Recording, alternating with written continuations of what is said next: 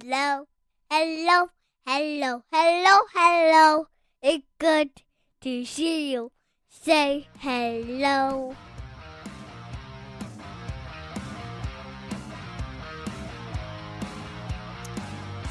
Welcome to the Huskies Hockey Podcast. Weldie and Andrew here for our, I guess, officially, unofficially last regular season recap for both the men and the women, since the men end their regular season with a tie and a loss up in North Dakota and Grand Forks, even though they do have one game or one weekend remaining in the NCHC before playoffs start, but that is their bye week.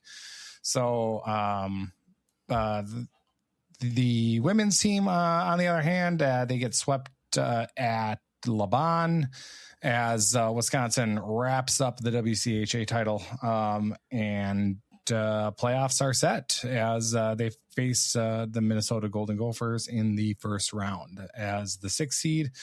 So there's going to be some talk about the performances from both weekend and for the men and the women, and a lot of. I mean, I got some thoughts. I've got some frustrations on kind of both sides, but just how we start off every show, Andrew. Let's go ahead and get some liquid courage in me before we get the ball rolling. What do you say? Let's do it. So we're talking about whiskey today. Whiskey.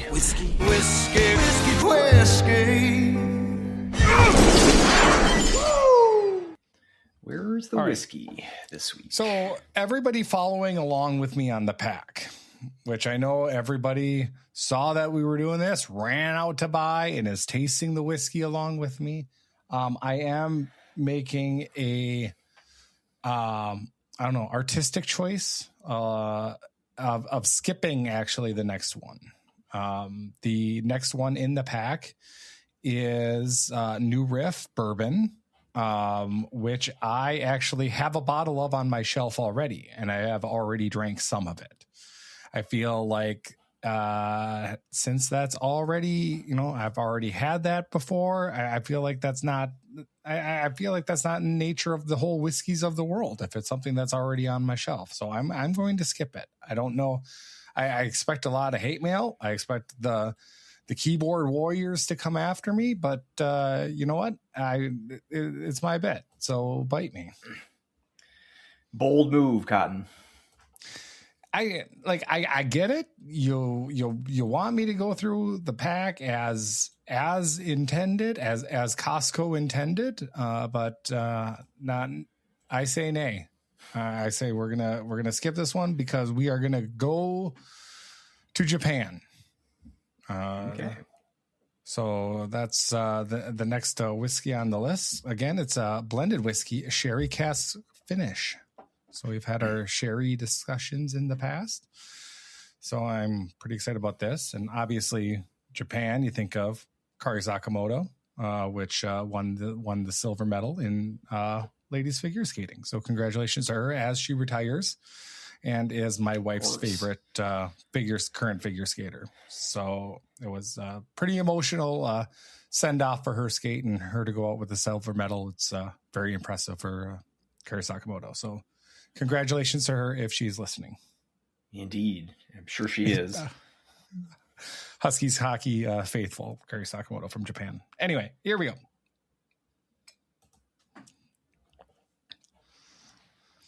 Kari Sakamoto, by the way, skated beautifully. It was great. Alyssa Liu, the American, won.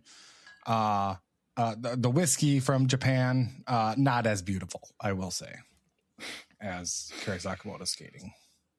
You've got a chance here to tie in the whole theme here. You do the rating with a point system, just like they do in figure skating. So, I mean, I'm trying to set you up here for the bit. If you're going to finish, are you going to stick the landing on this bit? It's, going back to like the old scoring system. I'd probably give this like a 5.8. Which in the old scoring system is a pretty good score. because I think that only went up to like 6. 5.8 though on my scale is not as good. So that's what I'm giving it as a 5.8. It's pretty underwhelming. I expected more. I don't want to throw us into the weeds here 6 minutes into the show, but there's a new system.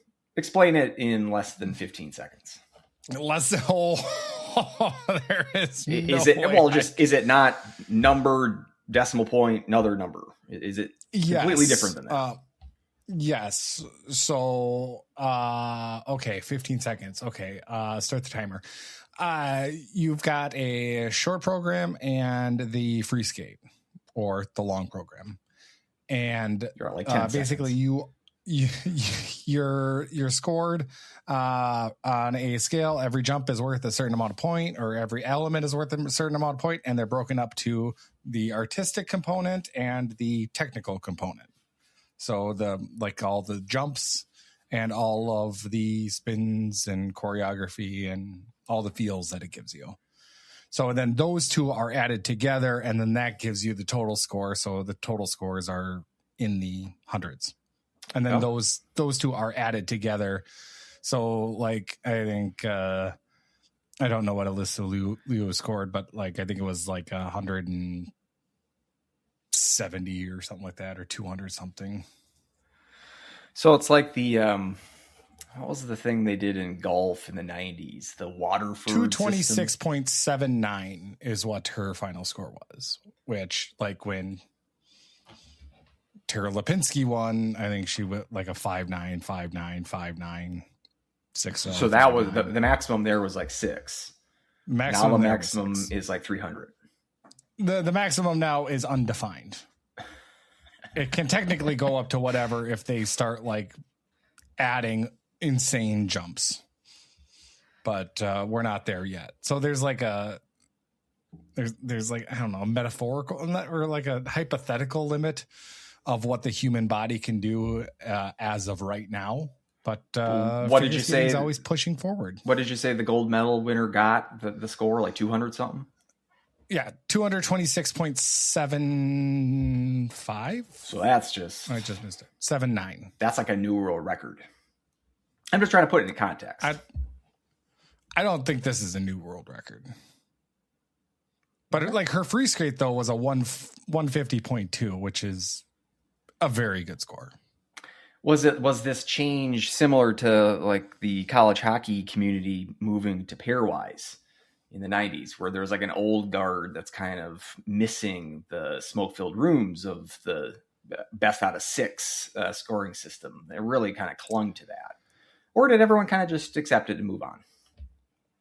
Well, I think, man, we are going way over 15 seconds. I'm leading us into college hockey here. Gotcha. I don't know if there's a big clamoring for the old way. The new way was supposed to limit the smoke-filled rooms and the backdoor deals from the big hubbub of I believe it was the 2002 Olympics with the French judge and Sarah Hughes. Yeah, and the whole backroom deals of the ice dance and bribing judges. And sure enough, we got that controversy now anyway, because it's figure skating, and I don't think that's really going to change. Again, ice dance and the French are involved. So, well, fascinating.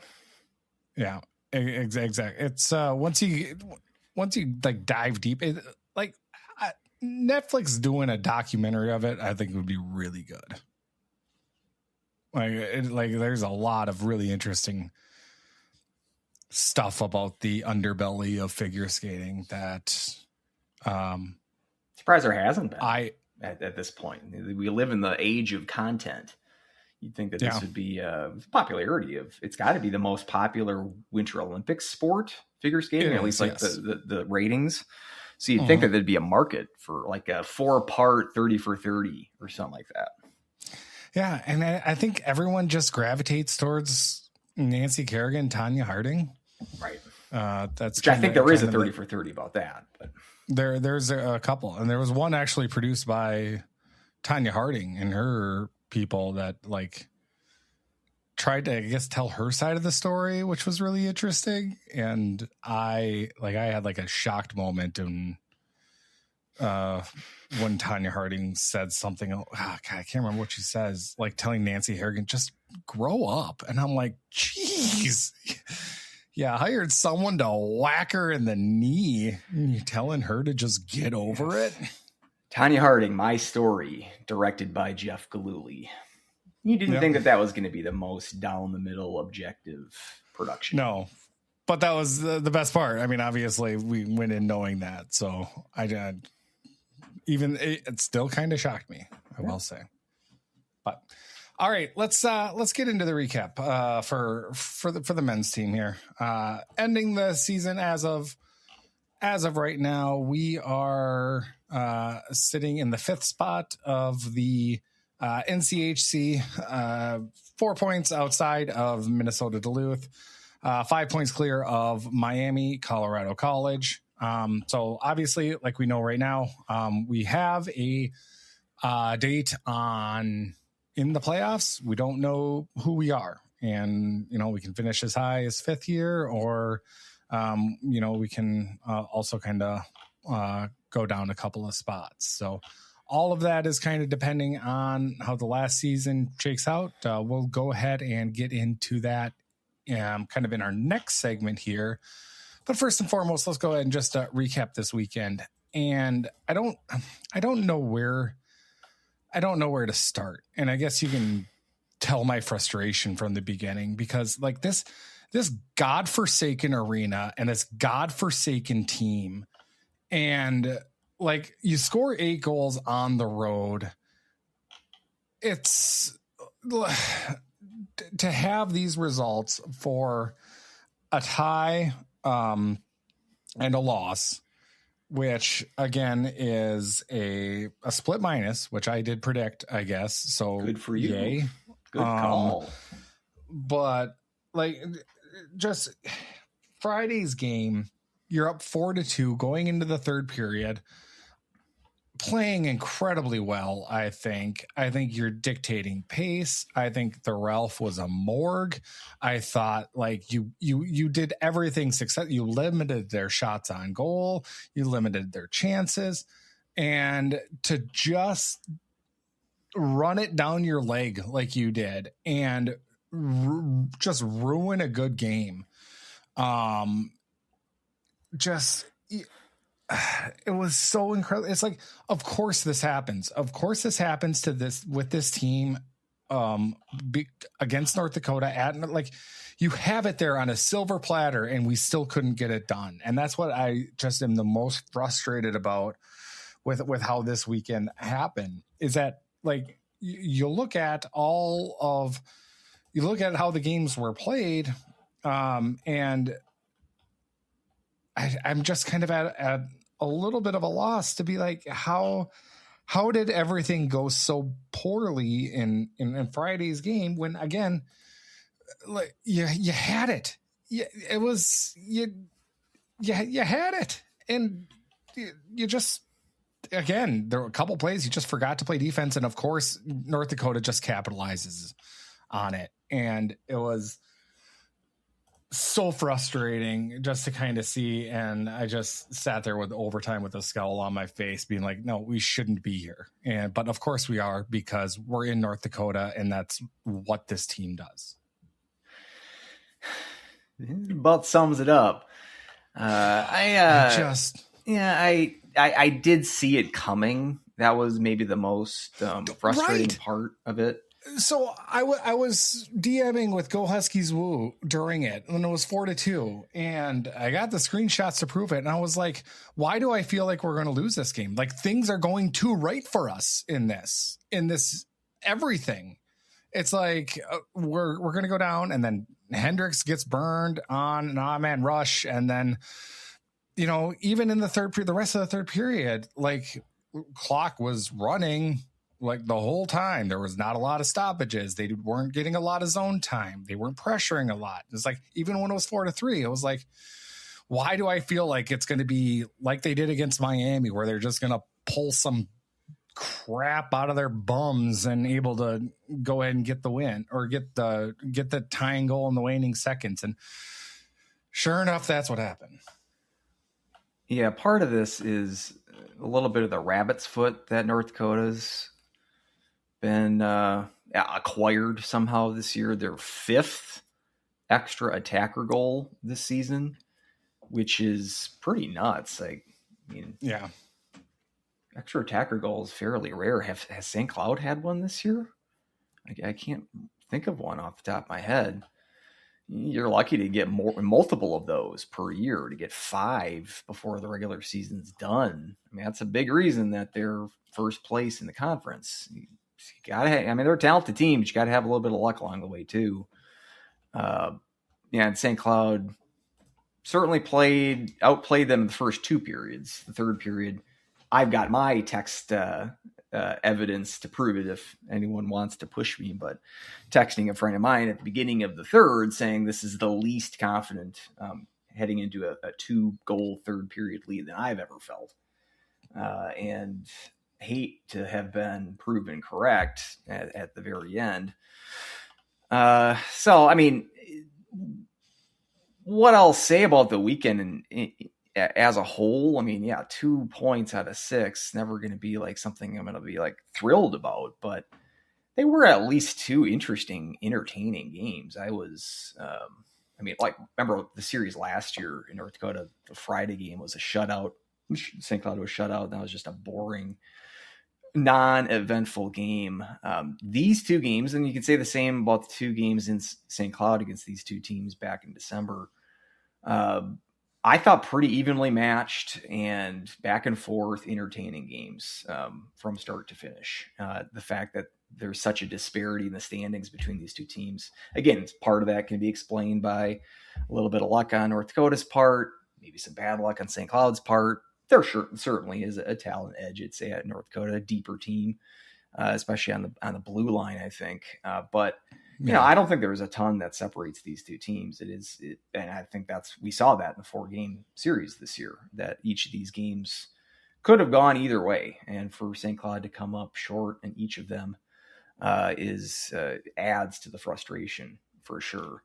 But there was a lot to like. I mean, the offense definitely showed up this weekend, not just the gross line. I thought another good weekend by the road line. Even the North Dakota broadcasters were raving about that line both nights. And I agreed.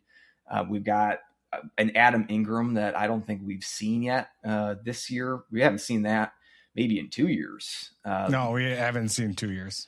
And three straight goals for him, getting off the schneid in a big way. And all of a sudden, like, again, that sort of unexpected at this point in the season, and at this point in his career arc, unexpected outburst. And sadly, we're winless when he scores a goal. Right. But I mean, you just see this kind of performance and you're like, if we had this same kind of Ingram for all of this year, to say nothing of last year, his struggles then too, but just take it this year, you know, how much more depth this offense has. I mean, they were listed as the 4th line with him and Gardner as well. Gardner getting a goal. Talk about another guy that's been snake bit for his St. Cloud career. So it's nice to see that line. I mean, Werner as well getting, we can get to the overtime session. I do have some thoughts on that. Werner getting a key role in the overtime, 3-on-3. But so that line really kind of stood out this weekend as well. And so I did like the offensive push that they had. I mean, making that Spunar for North Dakota, first time that he's given up 4 goals this year. He's had a great freshman season. St. Cloud, you know, maybe put the biggest blemish on his record to date. But, you know, obviously we've talked till we're blue in the face about defensive lapses for St. Cloud. Yeah. And it's one of these frustrating things to you. Look at the schedule. This is kind of a trademark of mediocre teams where you're not able to sync up quality performances by your units. So, I mean, offense, 4 goals per game this weekend, but your defense gives up 10 on the weekend. Whereas in like that Miami sweep from a couple of weeks ago, just scoring 1 goal each game for your offense, although your defense only gave up 5. it's like, can we sync up at least of the weekends that we have good offense? Maybe the defense is shaky, but can we match these things up? And if we could, be able to squeeze a few more wins out of this record, as the stands obviously just right around 500, game under now. And it's just frustrating that you see that the offense shows up, but then the defense lets us down, or goaltending. I don't think was great either this weekend for the Huskies. So it's just frustrating that we can't seem to click. Special teams, we can't get everything to sort of come together. Maybe for a game here and there, certainly not for a weekend. We just had the one sweep weekend this year at Arizona State, but at least like this weekend, certainly there was more points on the table that you left behind. It's just it's the tale of a team that's just kind of about average, and it's I think that we've seen that there's more talent in this team. That I think the record is a little underachieving at this point, but. At least at the very least, again, to close out a frustrating regular season, at least it kept me engaged for 6 full periods plus a 3-on-3 and a shootout session too. I mean, so at least the games were quality entertainment. I'll put it that way. Yeah. For all the fancy stats nerds out there that listen to the show, and I know there are a ton. The Sloshman pointed out in his article, in his write-up, that North Dakota has held the even strength expected goals average in 22 of its last 27 games. And the 5 times that North Dakota did not, 1 against Omaha and 4 against St. Cloud State. So looking at the fancy stats on even strength, we held the better of the play. And I mean, this weekend, we converted on those chances. I mean, again, 4 goals each night, you should expect to win. And, maybe I should be happy to the fact that on Saturday we were able, to not give up and able to kind of claw back from down 3-1. But, still it brings a little bit, or some credence to your point as well about there's a huge discrepancy between us and North Dakota in the standings, but you put us together on paper, we're right there with them. It's just not being able to sync up the talents or the biorhythms or whatever it is of getting everybody to play on the same page at the same level has been the Achilles heel of this team all season. Yeah, certainly frustrating. And what did you think about the defense this week? You mentioned Hendricks, who I thought looked really good offensively. We've seen this, I think, in the brief sample size we've seen from Hendricks, is that, defensively, he's not perfect. He's been cooked a couple of times. I remember first game of the year against St. Thomas, there was a play that he was burned, led to one of the Tommy's goals in that game. So I think from his perspective, and it's kind of like Smolinski, who I thought had a rough game, especially on Friday as well. But to more of an extent than we've seen the point output from Smolinski, I think Hendricks is one that can offset some of his defensive liabilities through good offense. And we saw, I submitted it to the quote unquote committee, a goal of the year nomination, and his tally on Saturday night, the second goal late in the first period. It's a nice little toe drag and snipe top corner. Second weekend in a row, he's made a highlight reel goal, the one against CC, where he sort of skated deep in the zone, kind of tiptoed on the goal line and roofed it backhand. Another sort of awe-inspiring moment. And we could see and putting up 24 minutes of ice time, according to the CHN. I mean, so we're going to ease him back in after his injury.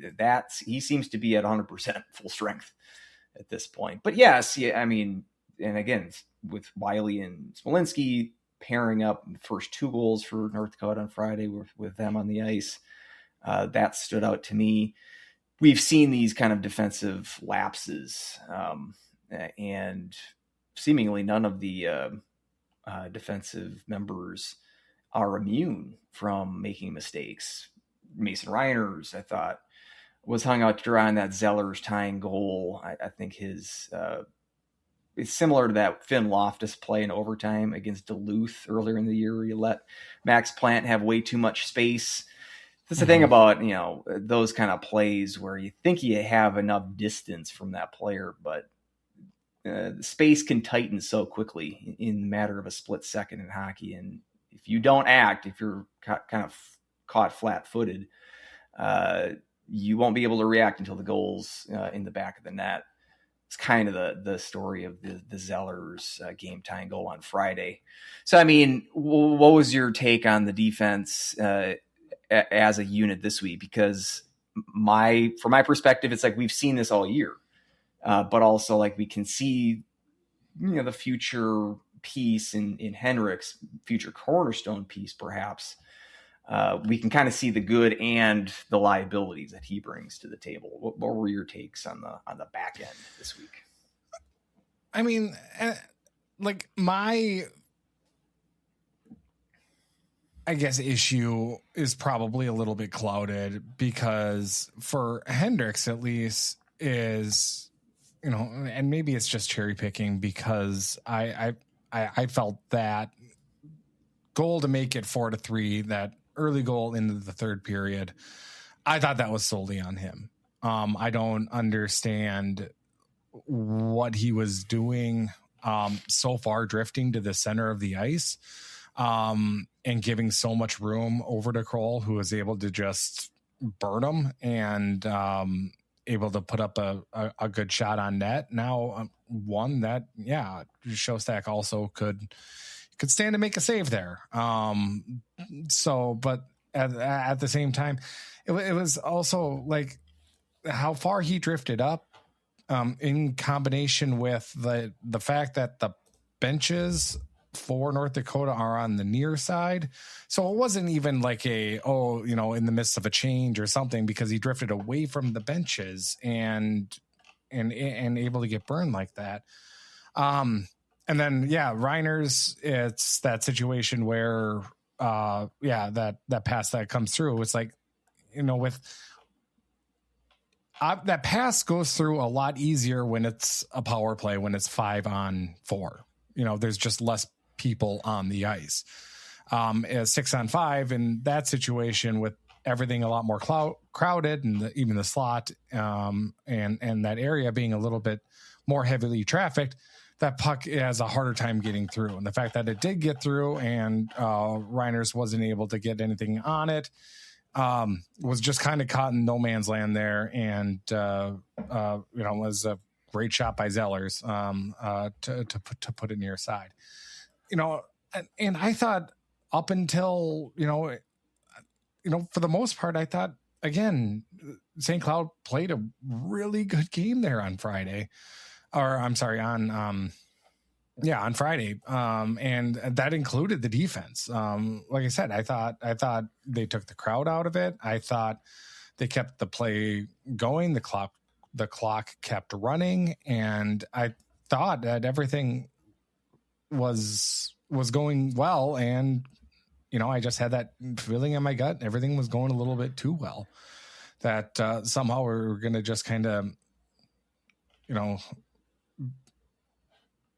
just get that one away from us. So I thought for Friday's game, I thought the defense for the most part was incredibly good, but it was those two breakdowns that, you give a team like North Dakota with so much depth, they're going to find a way to capitalize that. And sure enough, they did. And that's just what the most frustrating aspect of everything was. I thought overtime on Friday was interesting. I did an Ice Shavings post, cloudcoveragehockey.substack.com, spoke a little bit about the end of the game, the extra attacker goal personnel on the ice there. The fact that Larson couldn't really take the timeout. I mean, they didn't have a stoppage from like 7:20 to go in the game until the Zellers game tying goal. If they had a stoppage, I wonder if his personnel would have changed to not have the Rosborough line on the ice at that time. Perhaps it wouldn't have changed, and so I speculate about, it wasn't necessarily the dull stall. It was because the dull stall, say what you will about it, at least is a strategy. It might be a bad strategy, but it is a context dependent strategy. Whereas I think what Larson, you want about the tenets of National Socialism, but at least it's an ethos. Whereas I think Larson just he just kind of continues to run his lines in the regular order and doesn't give enough importance to the situation on the ice. Whereas that sort of belied itself in overtime. I was stumping for this after the early season 3-on-3 kind of absurdity. We're getting guys like the Rosborough line and Mason Reiners on the ice in 3-on-3.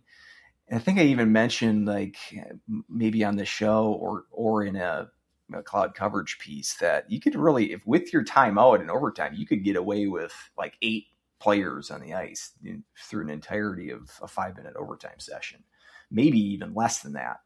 And sure enough, they got through that 3-on-3. Of course, no goals were scored. So they played the entirety of that overtime with 7 players, 4 forwards and 3 D. Gross and Bernovic were one pairing. Werner Miettinen and Barrett Hall was the other forward pairing. And then it was on the back end, Wiley, Tanner Henricks, and Finn Loftus. Those are the 7 players that stepped on the ice. He took a timeout about halfway through, and I think that's why he was only able to use the 7 players throughout overtime. So that goes against my theory that he's not changing his strategy based on game situations. But then it kind of made me more frustrated at how the end of the third period played out. If he is willing to micromanage the 3-on-3 to an extent that he hasn't yet so far this year, sort of double shift guys, it just stuck out. The 3-on-3 strategy is not, I'm not really going against that. I'm for that. I would not have minded to see, and I think it was a little conspicuous, that Rode and or one of the other members of Rode's line, Ernest or Thorson, didn't get a crack in 3-on-3. The fact that Henricks was the only freshman of the group, my hunch is that he doesn't trust the forward freshman at this point in the 3-on-3 situation. Just how dynamic they were again this week, I would have given them a look. Werner Miettinen, I thought was an odd choice, and his time on ice was when North Dakota had their best opportunity. That the breakaway with Rickwood that Shostak had a nice save on. So I thought it was an interesting 3-on-3. It wasn't like the most action packed, and it's kind of rare these days that we get through a 3-on-3 without a goal, and St. Cloud ends up winning in a shootout. Did you have any thoughts? Because I thought it was a little interesting. I think a lot of it has to do.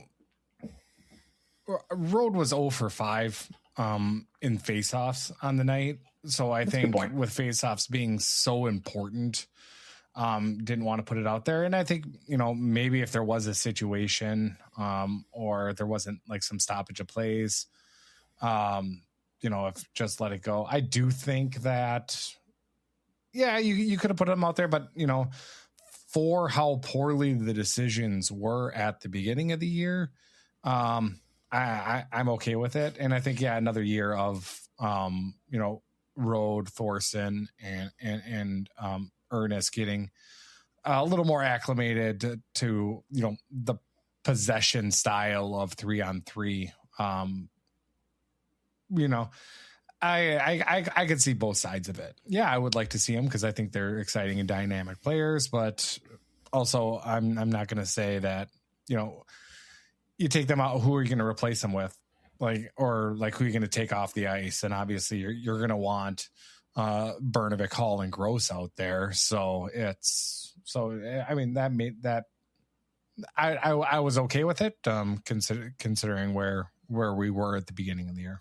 No, it's a good point about the faceoffs. I didn't see that until now here, that Road had a poor night in the faceoff dot on Friday. That it's all about possession. You could see though, the last shift with Gross and Bernovic were out there. It seemed like they were pretty tired. Like the last rush, Bernovic, I think Gross was in the zone. He would have been offside. Bernovic just kind of gave up and just kind of basically took a knee, the hockey equivalent of that, just to get to the shootout. So I think that this was, if you're trying to go through an overtime session with the least amount of players, I think we saw it. Like 7 is about the fewest that you need to get through a 5-minute overtime session. And at least not, again, there was a couple of chances that North Dakota, they had the better of the chances in the 3-on-3. It could have ended earlier, but at least we have the evidence that you can go through that whole 5-on-5 or that whole 5-minute stretch of 3-on-3 with not many players. I'm losing my train of thought, but I thought that was an interesting, especially how he started this year and how his history in 3-on-3 has been. It was notable to me, and I wanted to bring it up. Any thoughts? Kind of shifting over to Saturday's game. North Dakota, kind of came out firing there in the first period. Again, like a 20-second stretch there for their first and their second goal. Thorson, makes it 1-0 2 minutes in. You're thinking, okay, we're starting to cook here. Then 3 unanswered for North Dakota.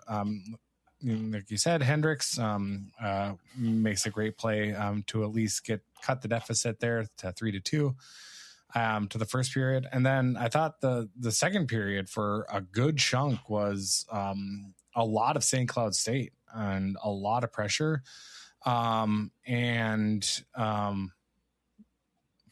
thought they played, very well during that instance, was able to, tie it up 4-4 going into the third period.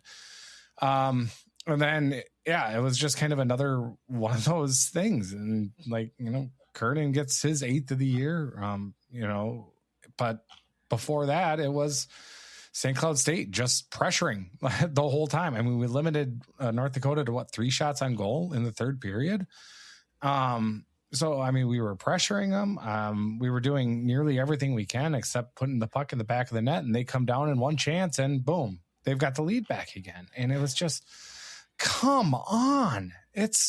I don't know what it is about that place. And it's like, no matter how we play, it's where we just get the shaft. I was surprised to read, speaking of the curse of the Ralph that has been the house of horrors that it's been for the Huskies of late. The St. Cloud Live tells me that they won on Friday, 5-4.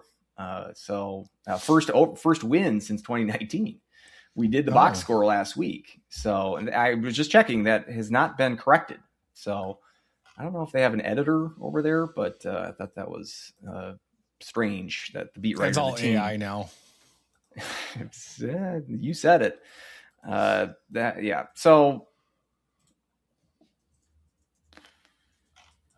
yeah, it was another one of these games, and Showstack gets pulled.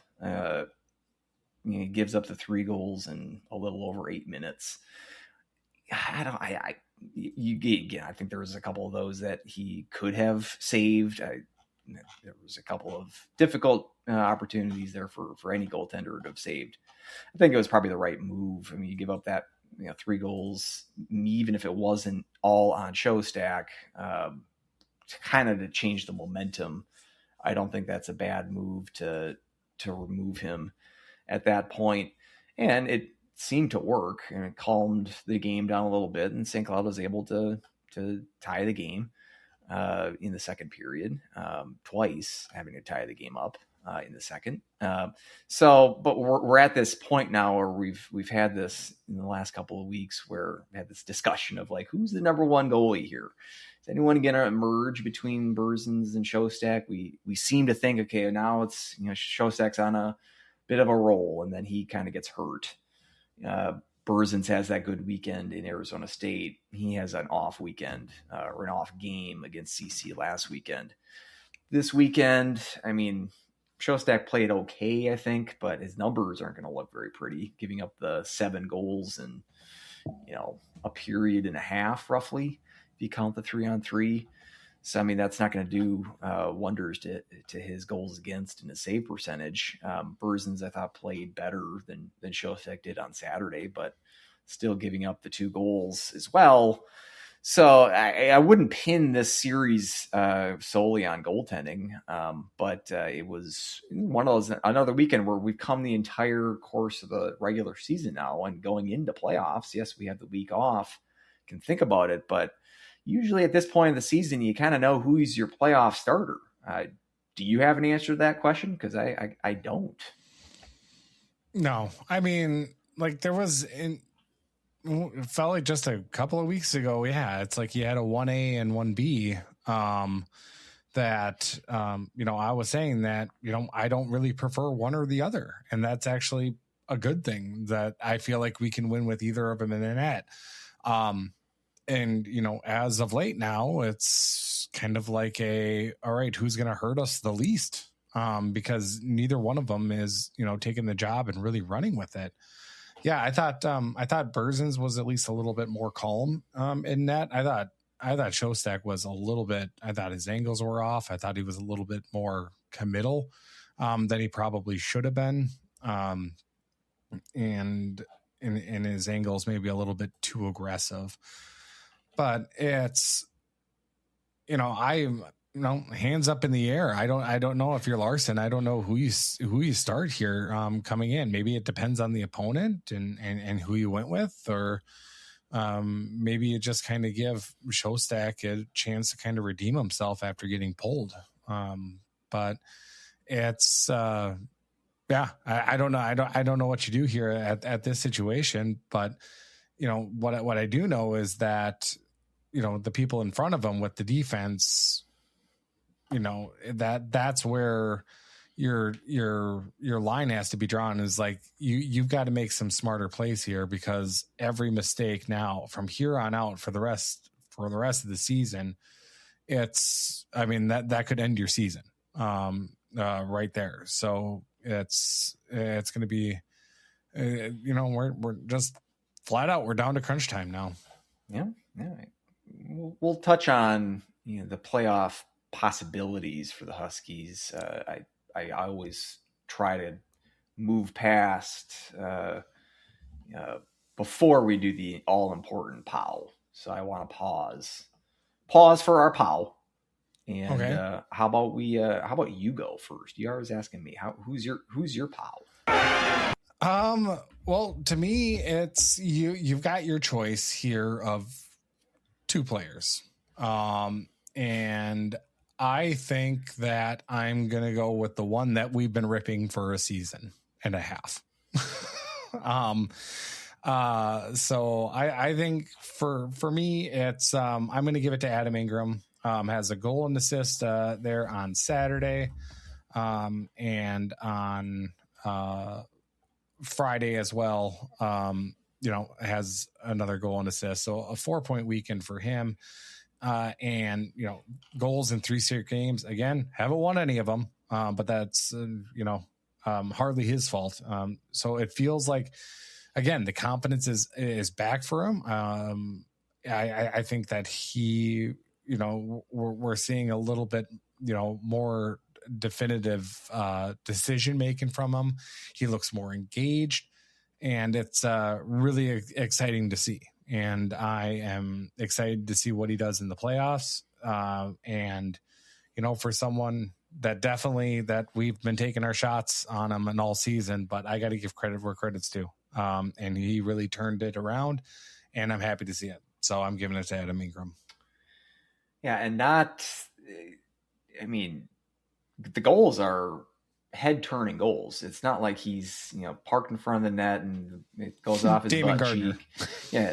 It's breakaway, intercepting a bad clearing pass for a breakaway and scoring it. It's these kind of plays where, and on Friday in particular, Saturday before he scored that goal, I hadn't really noticed him in that game. But Friday, he made his presence known very early in the game prior to him scoring the goal. And he was sort of all over the ice with the sort of energy that I hadn't seen in way too long. And it wasn't like we were like ripping him. Like I consider myself like I've ripped on Josh Zinger for his entire Huskies career. Ingram has been different. We're just more like, it's like a head scratching. Like what happened? I still will say that because I don't know. We know that he had some academic issues, which kept him out of some games, at least one this year. I mean, if that's the issue, okay, I guess that would explain some of it. For me, it was always like a physical injury would make more sense, just based on we saw a 20-point player for his first 2 seasons, and then him entering his upperclassmen years, and then just sort of disappear without a compelling explanation. It was more just a mystery, more than a calling out. But either way you put it, it's like we had sort of just forgotten about him, or at least taken him out of the group of players that were like impact players on this team. So it's really nice to see. And he was certainly in the running for me. Can I guess your other candidate this weekend? Because I might take that other candidate. If that other candidate, Give it a shot. Who do you think it would be? Was Gavin Thorson? 100%. Yeah, I thought he was dynamic. And again, I don't think we can say enough about how good that line rode Ernest and Thorson. How much that brings another level to this team. I don't know if I said it on this show. I don't know, it was a couple of weeks ago. I'm seeing that I gave him the POW in the Denver series from last month. Perhaps it was around that time. But I remember within the last month or 6 weeks, and this week in particular, I'm really excited when Thorson gets the puck on his stick now. And I'm wanting him. It's like he figured it out. He figured out the college game. Got the confidence, the sort of, I mean, you remember last year, him going to North Dakota, big event. We had the coaches exchange 4-letter words. The goaltender for North Dakota had his helmet knocked off, and he was doing like the head whip and flashing for the cameras. And Thorson was like public enemy number 1. And then he takes a 5-minute major in that home series against North Dakota later that season. So, I mean, that was his sort of MO last year, was just kind of gadfly, pest, which I think can be effective, but it was almost like his entire identity was just kind of like, I'm just going to be an annoying player. Now he's really kind of balanced that. He still is a physical player. He's not afraid of getting involved in scrums and being annoying to other teams, getting under their skin. But he's following up with offense, with production, and with dynamic offense.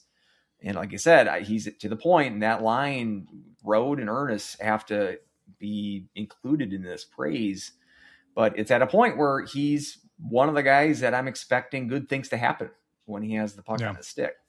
So if you were going to go Thorson, I was going to go Ingram. And so you went Ingram, I'm going to go Thorson because I think they were both sort of worthy of a POW this weekend. And again, when we're getting these second waves of scoring, we don't know how much this top line for St. Cloud, how much we've raved about them this year with Gross and Bernovic and Hall.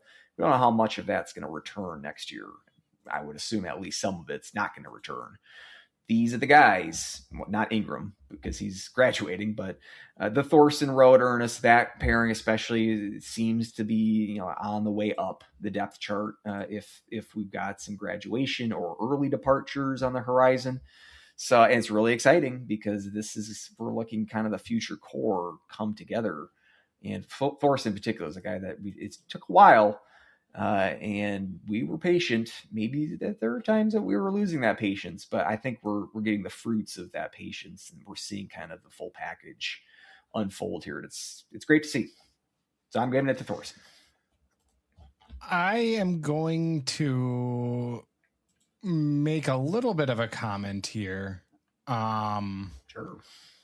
That I don't know, like, obviously we can talk about how impactful and how good, Bernovic, Hall, Gross have been.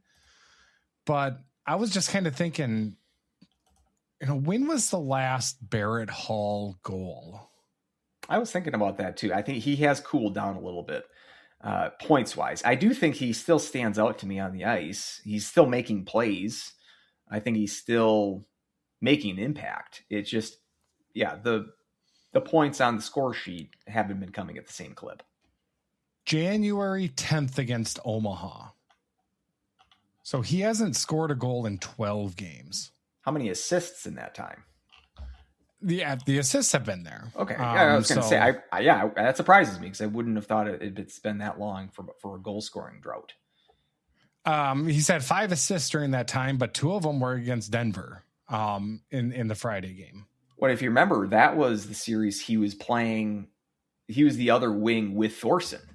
You got to remember, this Thorson, Ernest, and road line, that threesome really started. Was that? It could have even been Arizona State, maybe Miami the week before.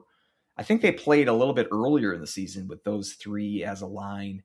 But as we know with Larson, we talked about this a lot this year. He keeps moving these guys around. And there was that, remember, it was Ashan was playing with Gross and Bernovic for a couple of weeks. Yep. And that was when they had Hall with Thorson, which was working for a little bit. That's kind of when Thorson started kicking it into high gear. Remember that I said that Denver week is when I gave him my first POW this season. And that would have been with Hall on his other wing. So yeah, it's partly it's the personnel is, I think, kind of now gelled a little bit. Now we know Larson, he's always tinkering.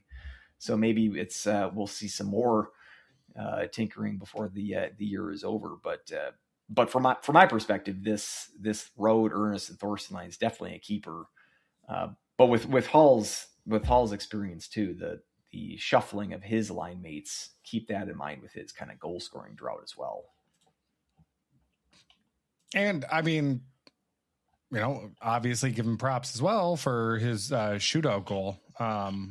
As him and Tyson Gross both made their shots. Both Littler and Zellers did not convert. So, and we did get that extra point for what I guess that's worth at this point for St. Cloud State, more so for North Dakota not being able to clinch the Penrose.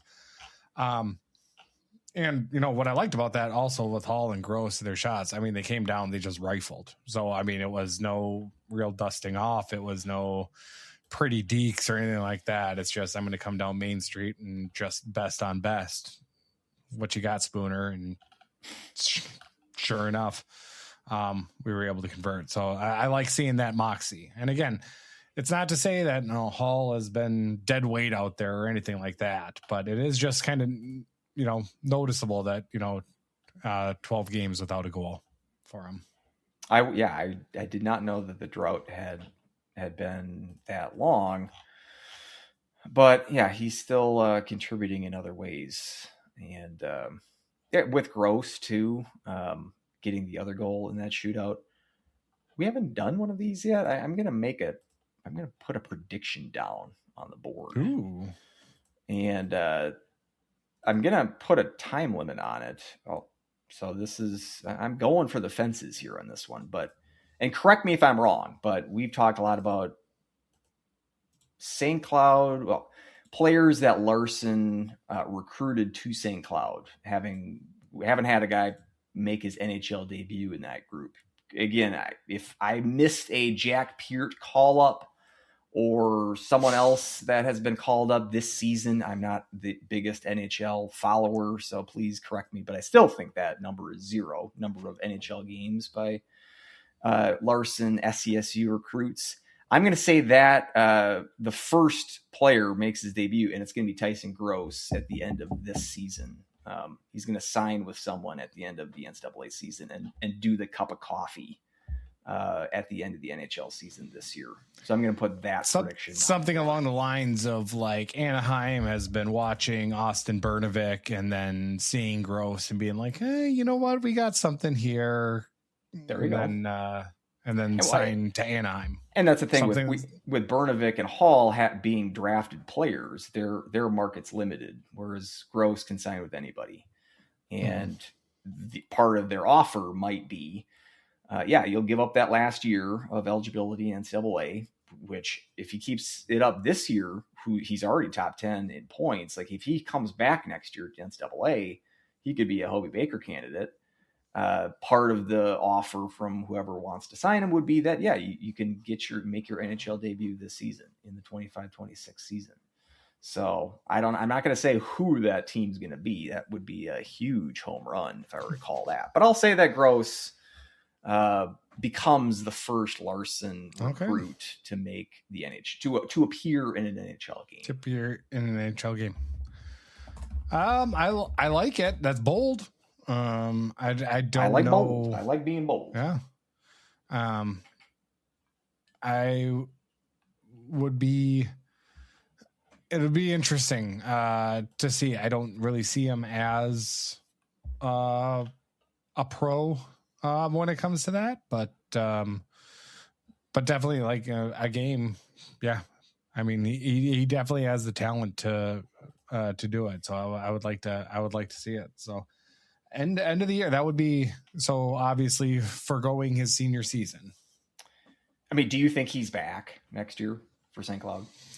I mean, whether or not it's the NHL, AHL, whatever. Do you think I wanted to save all of that for our post game or our postseason kind of a wrap up. That's fair. I do think he's gone. Bernovic is kind of an interesting one though. I do think Bernovic still has some maturing, especially on the defensive side, to do.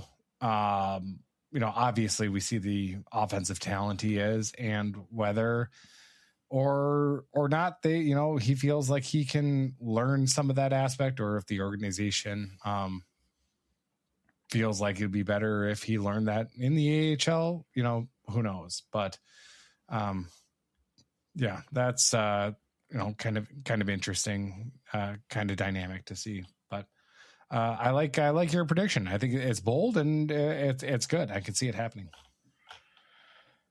Yeah. So in terms of looking forward here, as you mentioned, St. Cloud Idol this weekend, as you mentioned, in 5th place right now, and I would say 80 to 85% they're going to land in 5th, stay in 5th. So the two teams that you mentioned, Duluth, 4 points ahead. So Duluth has clinched the last home ice spot. So St. Cloud cannot host a playoff series. And with the women's team also not having any more home games this year, I suppose they could start that construction project. Shovels are digging as we speak. Well, we gotta see St. Cloud youth hockey. I think they've got some practices yet. I think Clara's got some practices. Oh, really? I think it's about 2 weeks before another jamboree session. Which, okay, sidebar here, mini rant. I think like if you're going to be a town that hosts a jamboree or a tournament, I think you should have like some minimum amenities. And maybe that sounds elitist of me, but I feel like having it in an arena where there's literal frost on the glass where you can't see the rink from the spectators because it's so cold in the arena. Like, I think maybe just don't have the jamboree there. Maybe just pass on that, Sauk Centre. I brought my ice scraper in from the car to scrape off so we could have at least a better angle to try to see our kids play hockey. That's how bad it was. Was it frosting on the Like inside the rink, like if you're skating, both. Wow. Yeah. They probably it was kind of interesting. So I don't know, like some I don't know, engineer or whatever can try to explain it to me, but it was on the like towards the bottom of the glass, it was on the inside, but towards the top it was on like the rink side. So I was able to scrape off the bottom, but the top was still, frosted over and I couldn't see through. So we had to scrape it down, and then we had to be in like the first, 2 rows or so we can actually see, because if you sat up, you hardly would be able to see anything. Sounds like the Sauk Centre rink could use a refrigeration upgrade, just like the Herb is about to get. Or something. Like that doesn't sound like right. some heat up, an HVAC, maybe get an HVAC inspection done. Yeah, like something. And like, I mean, you've got 7 teams there, 8 teams there, and like, it's like, I would hope that the ice was good. Like you feel like that's good conditions to skate on, but right? Maybe not the best to spectate. Mm-mm. So yeah, I'm sorry if that sounds elitist. My St. Cloud elitism is showing about, being able to watch my kid play hockey. I think that's definitely reasonable. But so St. Cloud, yeah, they'll be on the road, not being. They don't have their own rink issues to worry about. They'll have other rink issues to deal with. I'm really excited if this is going to end up solving the net off the moorings issue, really or if that's still going to continue. The $14.8 million, I think, and the net still comes off every other play. I could see it. Then I might start buying into Gino's conspiracy theory that it's all the opponent goalies that are kicking it off, right? Several times a game, always on that one end of the rink too. But I digress. So you got Miami and CC who are capable, or it's possible that they could pass you. Probable would be the way to describe it. CC plays at Duluth. They would need all 6 points to surpass St. Cloud, because St. Cloud would hold the tiebreaker if they tied. Miami has the tiebreaker over St. Cloud, so they only need 5 out of the 6 points, and they go to Omaha. Omaha is currently in last place.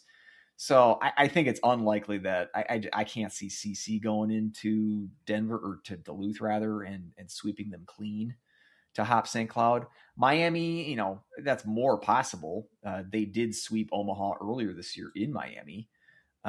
Omaha is fighting for their playoff lives, so to speak. They need at least a couple of points to avoid being the 9th place team and miss out on the playoffs. And then being at home gives them a little bit of advantage too.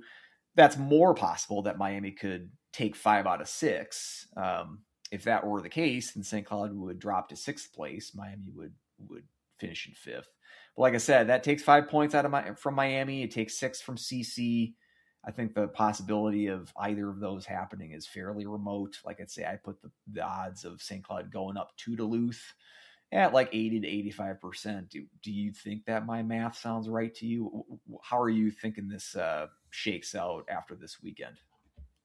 I mean, I would probably go a little bit lower, but yeah, you're about right. I mean, I don't see a lot of hope for Omaha.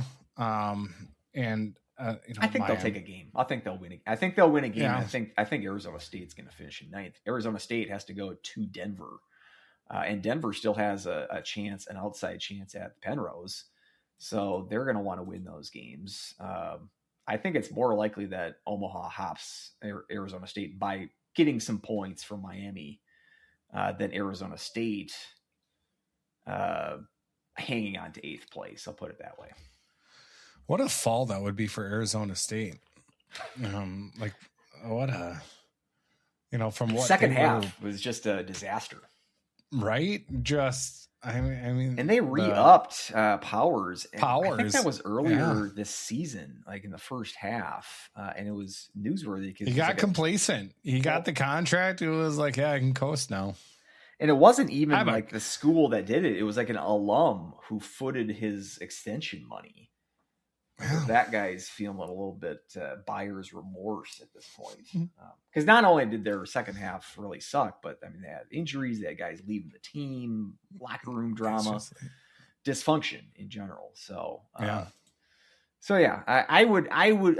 I'm gonna think again. I don't think Omaha is good, but I think that they're going to take a game from Miami at least. Obviously, I'm going to be looking at St. Cloud's transfer portal for many reasons, but I think Arizona State, their transfer, I think that's going to be kind of an interesting one to watch with just how everything took place.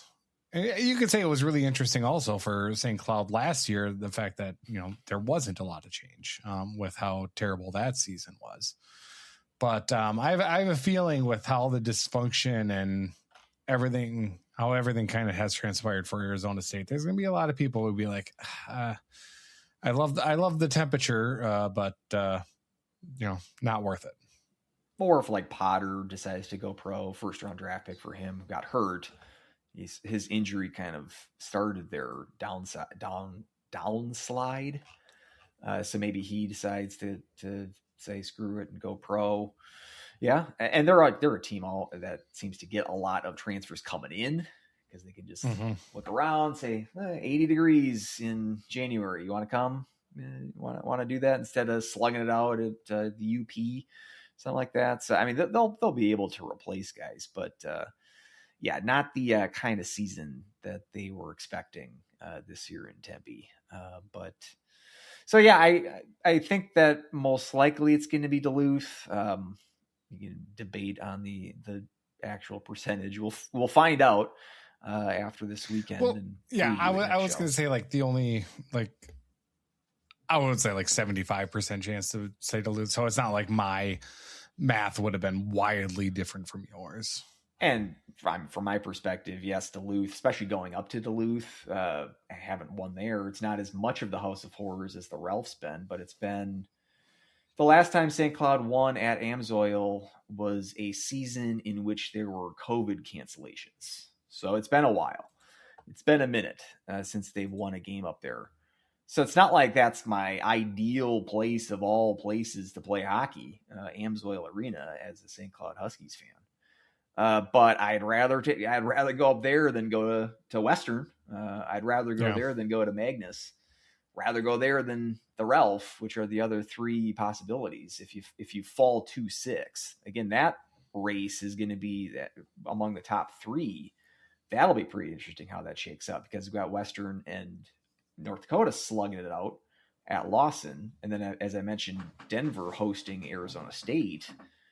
Well, it's all three of those teams have an opportunity to emerge as the Penrose champ. There could even be a tie at the top. So that'll be interesting how it all shakes out. How many Penrose trophies are there?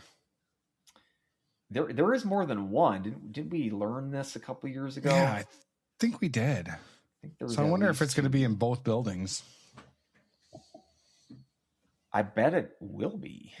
Yeah, why not? Right. And I wonder if there's. But one... where will Heather be? Probably at Kalamazoo or in Denver. I was going to say Denver because the office is there in Colorado Springs, right? So it's a shorter trip for her, but it more likely is going to be awarded. She's on the 742 school board at St. Cloud, so she. Oh, that's right.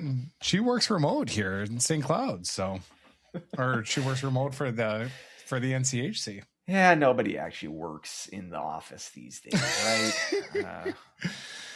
Except for me. The office is actually just the wall that they take a picture of that has the champions listed. Yeah, it's just a broom closet that they rent by the month. All it is. It's like a self-storage facility. It's just keep the two Penroses. Penrye? What's the Penrye? What's the plural of Penrose? But yeah, I would assume, but again, if that's so all North Dakota would need to do is get 2 points to win the Penrose, because the most Denver can get is 52 points in Denver. And North Dakota right now is at 51.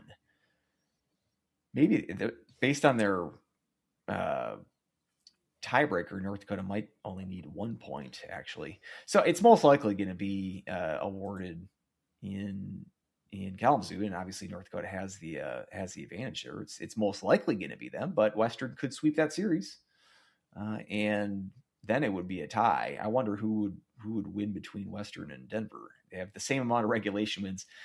They have the same exact record down to the number of overtime wins and overtime losses. I don't know how they're going to figure that tiebreaker out, but that'll be an interesting series to keep an eye on, that Western and North Dakota series, because right now, I mean, Western's at third, or at least listed here at third. I don't know how the Denver and Western tie would sort out, but I think that Western's the most dangerous team right now in this conference. And maybe this is based on what we saw from North Dakota this weekend, which, getting back to the beginning of the show, been a little bit fortunate this season with a lot of late comebacks. Western stumbled early in the season. St. Cloud was a part of that, and Denver swept them the week after St. Cloud split with them in St. Cloud to start the conference schedule. But really, since the new year, a little bit before then, they have been on a tear. I really like how Western is playing, and like this time of year. They're the most dangerous team in the conference right now to me. 2 losses since they lost December 5th. So let's just go since December. So December 5th, they lost at home against Minnesota Duluth. And then they rattled off a long winning streak. Then they lost at home to Omaha on January 31st. They lost the next game, February 6th, at Miami, an overtime loss. Overtime. Yep. And then, three wins, and then a tie to Colorado College, and then beat Colorado College 2-rip. So it was just kind of, you sweep Denver, you sweep Minnesota Duluth, and then split against Omaha, you split against Miami. So it's just kind of like, okay, all right. But then, they got back on track again. So dangerous is the right word to kind of put them for where they are. And they're kind of in the same boat as, I guess, maybe a more effective North Dakota when it comes to their depth scoring. Obviously Grant Skinski is as a point per game player, but I mean, he only has 8 goals on the season. It's 27 assists. So, I mean, you've got, a lot of players can score, whereas last year it was definitely the one line that you had that you could only try to contain. But last year they were very deep last year too. It was like 7 guys at 30 points. They were sneaky deep last year as well. And had the one line that was like heads and tails above though. We can debate that, but they're like, the crazy stat for me is if they score 4 or more goals, 19-0 this year. If they score 3 or less, 4-8-1. The more crazy thing there is that they've had 19 games where they've scored 4 or more goals. It's nuts. And so keeping their offense, and that, again, that balanced offense, this is in their defense too, is an active offense. You got to keep in mind that Väisänen got hurt in that St. Cloud series. He's been hurt ever since then. So arguably their best defenseman has been out for the bulk of the season. They're still making hay without him, one of their just better all-around players. So they're hitting their stride at the right time of the year. And Hampton Slukinski, the goaltender, who in that St. Cloud series and gives up 10 goals, and he had a rough start to the season, but he's played much better. Kind of when their fortune started to reverse is when he started playing like we saw how he did last year. So I think Western's a very dangerous team. They very well could. Would not surprise me if they take both these games against Dakota and win the Penrose. But that's certainly a team I would want to avoid if I was in St. Cloud's shoes. Denver had that little lull in the middle part of the season. They've turned it on of late. They're not a team I really want to mess with at this point. I mean, of those 3, again, we saw it. Maybe we're biased because St. Cloud's played North Dakota really tough this year. But Dakota is the one team of that group that I wouldn't mind seeing. Now, again, I prefer to see Duluth over any of those 3 teams. But Dakota seems the most vulnerable based on the reasons that we've set forth in this show. But it's a good race. We've got it down to the final weekend. Not only that, Penrose race, but again, the jockeying for the other positions, even the Toilet Bowl, the Omaha and Arizona State, that the situation there, having played each other this past weekend, they'll be, Omaha is going to want to certainly scratch out of the cellar this coming weekend too. So yeah, it's been a good battle in the NCHC this year. It'll be interesting as well that all 4 games against Minnesota Duluth this season, we did not have Tanner Hendricks, which is that's a good point. Pretty massive when it comes to the depth of our defense, which, like we said, has had its issues. So that'll be kind of another wrinkle for the probable showdown that we'll have at Amsoil. Yeah, let's whoever it is, we will preview that next week. And yeah, so last weekend in the regular season, the NCHC, we've got last weekends of most of the conferences. We just got the Big Ten and Hockey East, which have 2 weeks left of conference play. But we've got some of these other conferences kind of coming down to the wire. Quinnipiac leading, Cornell, Dartmouth within striking distance of ECAC, but it looks like Quinnipiac, looks like all 3 of those teams that I mentioned are in decent shape in NPI, but Quinnipiac seemingly having the edge for yet another regular season conference title. They do play at Dartmouth and Harvard this coming weekend. So Dartmouth, I suppose, has a chance based on their lining up, facing head-to-head Quinnipiac this coming weekend, have a outside chance of maybe pulling off a regular season title there. CCHA's got a pretty good race. 5 teams still have a chance to pull off the McNaughton championship. Pretty much all of them are on the bubble.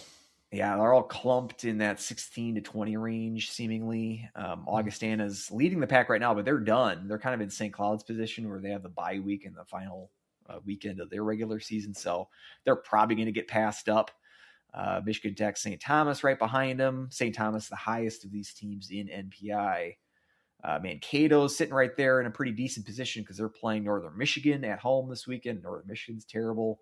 So they'll likely sweep that series and put themselves in with an opportunity to take the regular season crown. Bowling Green, sort of a remote chance, the remotest chance of these 5 teams to win the regular season title. But interesting race going down to the very end. And Bentley secured the Atlantic Hockey regular season title over this past weekend. I believe that was their first ever regular season title, if I read correctly. They still have one more week in the regular season, though. But Bentley, we've already got a conference champion crowned on the men's side. So any of those, like CCHA, ECAC, any thoughts on any of those races? You got a favorite in those leagues that you're kind of keeping an eye on this weekend? Well, just pour one out for my Sacred Heart homies. So that was a bummer. Although I think I switched over to Holy Cross. I think mid. I think I'd stick with Bentley. But, I guess I could check, but I know I had Bentley at some point in the season. Yeah, you had in our December Pick the Field show. You did go to Holy Cross, and I went with Bentley. Point for you. You were also you did the same in November, our first Pick the Field, and I also had Bentley then. Did you have Sacred Heart to start the year? Oh, definitely to start the year. I had Sacred Heart. There's no way I didn't have him. You had Sacred Heart for the men in Atlantic, and you had them in the NUHA in the women. There you go. I think they were like 6th place in the women in the NUHA this year. So swing and a miss on that one, but they will always be number 1 in your hearts. Number 1 in my Sacred Heart. And maybe that's because I'm just amped up for the Scrubs revival that's coming out shortly. That was the name of the hospital, right? Yep. That's good. So, yeah, I'm really interested to see how this CCHA tournament is going to shake up. Like, obviously, I'm going to be watching NCHC, but maybe not to the point to get my subscription back to Midco, but maybe it might be kind of there might be some really good hockey to keep an eye on for some of those games, because like you said, everyone's kind of bunched up there in the NPI, and they're all solid teams, so that'll be fun to watch that come through. Ho hum for Quinnipiac. So we'll see them kind of flare out here in the postseason tournament as they normally do. As far as the CCHA goes, so we got St. Thomas at 15 in NPI right now. That would technically be the last at-large in if the tournament were to start today. Then Minnesota State, Augustana, Michigan Tech right on their heels, 16 through 18. It's crazy. Do you think there's a chance that they get 2 teams in? I don't think so. I don't think so either. Like if St. Thomas, if they fall, I think they're going to fall out. So if they lose in the conference tournament, I think that's it for them. But I suppose it's possible. A lot of that also has to be with, who else are you by and them dropping out. Wisconsin has, from where they were sitting, they have been falling. I think they've kind of righted the ship a little bit now as of late. UConn's right there on the bubble too. UConn's right there as well. So, those, Wisconsin and UConn have to falter. And then if you have like a Minnesota State, St. Thomas, CCHA championship, maybe you'll be able to squeak in a second CCHA team there. Yeah, I was kind of expecting one of those 3 ECAC teams to keep falling. Quinnipiac's been solid pretty much all year, but Cornell and Dartmouth. But it's just seeing this weekend, or right now, it's 10 and 11. Cornell at 10, Dartmouth at 11. Pretty safe. I don't know what, I didn't check the matrix, but it's got to be 60-70%. On both of those teams. I'm looking right now. Cornell is listed at 85. Dartmouth at CHN pairwise probability matrix. You really scared me there with the explosion. If you missed that, you made the sounder, so you scared yourself with the explosion. I did. We gotta adjust the modulation on that there. I do bring it down. I do bring it down during. I think the Riverside software likes to balance it out too. If you missed the percentages that I gave there in the middle of the explosion of the sound effect, it's 84% probability that Cornell makes it, and 79 for Dartmouth. So pretty solid. Whereas like St. Thomas, they've got it at 52, even with that 15th ranking in NPI. So I got to think that CCHA is only going to get one of those teams in, but we shall see. Crazier things have happened, and it'll be interesting how the dust settles after this weekend. We get some regular season champions crowned. Again, we've got. Who does Wisconsin have left? I was looking at the Big Ten as well, because we've got a good Penn State. That'll be a good series. Wisconsin's been. They had that dry spell in January, losing 6 straight. Righted the ship a little bit when their schedule eased up a little bit, and split against Michigan this past weekend, which wasn't a bad result. Penn State, just check out McKenna, 10-point weekend, I believe it was, 8 points in one game, which vaulted him into that top 10 nationwide point lead, right around where Tyson Gross is. Hockey's so weird. You can win 11-4 one night and then have to go to overtime the next. To beat a not absolutely terrible, but a pretty bad Ohio State team. And McKenna with a winner in overtime there. Ohio State, though, they're the highest ranked 7 games under 500 team in NPI, because somehow they're still at 29th in NPI, even with 11, 18, and 1 record. Go figure on that. I guess getting into bar fights turned his season around for McKenna. Getting indicted, and then you get 10-point weekend. CHN had to dig up the history books to see the last time that had happened. Bob Joyce for UND would not have. He had a monster year that year, but he was alongside Tony Herkus, who won the Hobie that year. Next to the Herkus Circus. You're going to put someone that's going to put up 8 points for North Dakota in 1987. I would have bet a lot of money that it was Tony Herkus, but. I would have lost that money. So yeah, exciting time of year, and getting into conference tournaments. Obviously, this year with the NCHC will be a little bit different because we've got all home sites. That should be I think, an interesting wrinkle. I bet we like it because we like the home crowd aspect of playoff hockey. So I'm looking forward. I mean, here's and I hate to be this guy, but I don't know if they're so I'll just be this guy. Be that guy. So let's go through quickly. Home, like atmosphere when it comes to home playoff games. Like if they're in the championship game, obviously North Dakota will be rocking. Western Michigan will be rocking.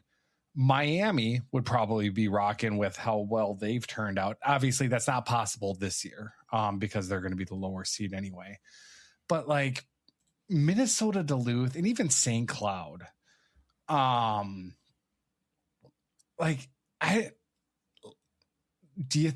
you've been diving into the attendance.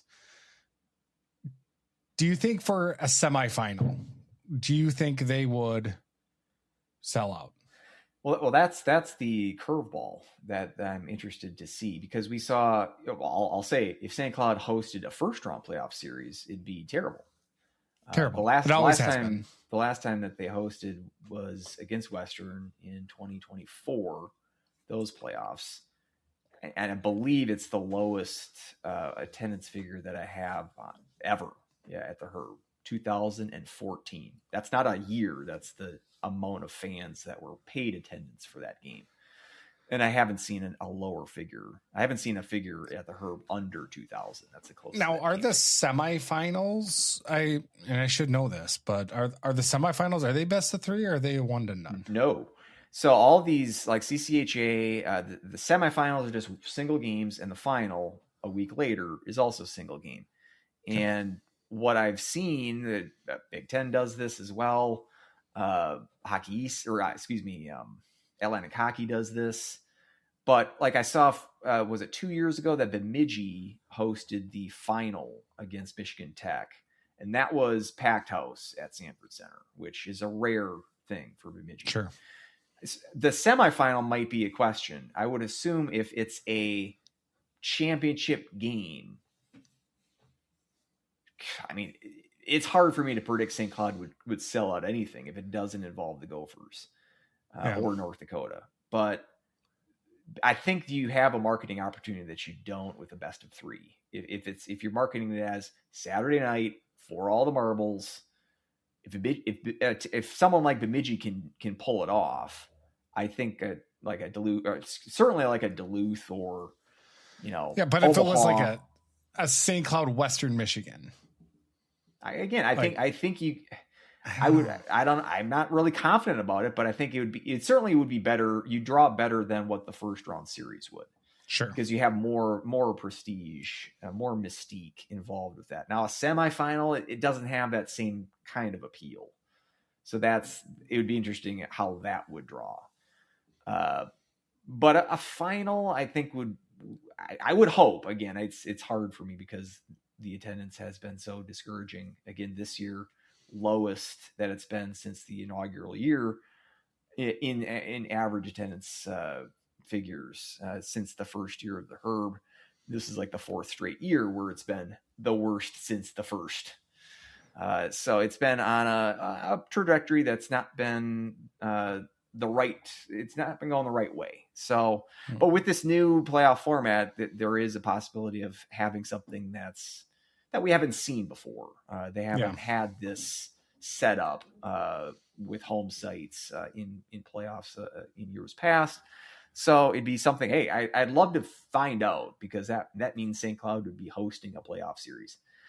Yeah, I suppose. Yeah, they probably can't, and now I'm thinking about it, they probably can't do they probably aren't green lit for the renovation project, because like if they're fifth place, this will never happen. But if they're fifth place and there's all upsets in the first round of the playoffs, then they would host a second round playoff series. So yeah, I suppose they. So can. when I did say like Miami would sell out based on their attendance of the fans coming back the year, yeah, I mean, sure, I did say that that's not going to happen, but like mathematically, like yes, it's a possibility that upsets happen and they could host the final or something along those lines, but we don't expect that to happen, to have that many upsets. But man, would that screw over a lot of bubble teams? Really, ironically, the CCH. Oh man, would that screw over Mankato again? NCHC again, sticking it to Mankato. That would be kind of funny. Would be funny. And I wonder too, like, Hockey East has gone to single elimination in there. They still do a neutral site, but for their Final Four. But they do all of their first round, preliminary round matchups are all one and dones. I wonder if that's the next evolution of these conference playoffs, is that they're just going to scrap series, which would be to my chagrin. I think you're on board with this too. I mean, we like series. I would prefer the Frozen Four to be a best of 7. Why not? I'm not a huge fan of one and dones in hockey, but if you can market it as, instead of, hey, it's best 2 out of 3, you might play Friday, Saturday, and Sunday. Instead of that, we're just playing Saturday night, 7:00, and win or go home.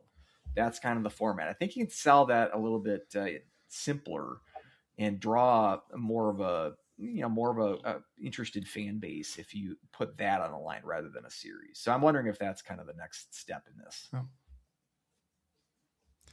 I do wonder, though. I mean, like you're talking about the attendance figures, about the playoffs. A lot of that has to do with also the students having to pay for those. Now, granted, it wasn't a ton, but they still have to pay. And if it's for the final, would the students show up? Would the students pay? Dwindling enrollment numbers has a lot to do with it too. So I don't know. It's kind of interesting, kind of little wrinkle that maybe we won't get the answer this year, but with where the future, I think, and again, we'll save this maybe for an off-season episode when we look into the future. But, what we're losing to what I think we're getting and what's coming back, transfer portal question marks aside, I kind of like where things are going. But I'm just looking here too, before we move on, I'm just looking at that Bemidji 2024 playoff run. Again, they won the CCHA regular season that year. So I'm just looking, the last regular season playoff series, the last regular season series that year, they averaged about 2,500 in attendance against Mankato in 2 games. For their first round playoff series against Ferris, they drew 1,700 and change. In the second game, 2,100 and change. So less than, I would assume, less than their season average for their first round playoff series. Second round playoff series hosting Lake State, they bump up to 3,000. Again, single game semifinal. So they're bumping up by 50% just for the semifinal, from 2,000 roughly to 3,000. And then for the final against Michigan Tech, 4,373, which is a sellout. So again, so another week later, single game for all the marbles. Sure. They played their championship on a Friday night, which is unlike the other leagues. So different nights of the week, but just those single games and the advancing in the tournament seem to really get the interest up and able to really pack in the Sanford Center. So it can work in Bemidji, a school in the same system as St. Cloud, with a lot of the same enrollment issues that St. Cloud's been having. It can happen. Let's switch over to the women as they end their regular season with the hands of Wisconsin, who ended up with 72 points on the season for Wisconsin, taking the first game from St. Cloud 9-2 before another 4-2 victory there on Sunday. Rare Saturday-Sunday series. I don't really know what to say about this. I mean, you're kind of thinking, a lot of the Wisconsin players are gone for the Olympics, and you might have a couple of holes there also for St. Cloud State, but it kind of turns out that you didn't have many holes. You had, Carrico back, didn't start, but ended up coming in. But, only 4 shots on goal for the first period, 4 shots on goal for the second period. And really is that second period that, the first period wasn't great by any means, but that second period, much like against the Gophers earlier in the year where they scored 7 in that period, Wisconsin scores 4, but outshoots St. Cloud 28-4. And at that point, it's just like, it's kind of a bummer, kind of frustrating, kind of way that game went, where everything just kind of went off the rails. And again, some of those goals came in bunches. Wisconsin, scored that goal, with no time left to go in the first period.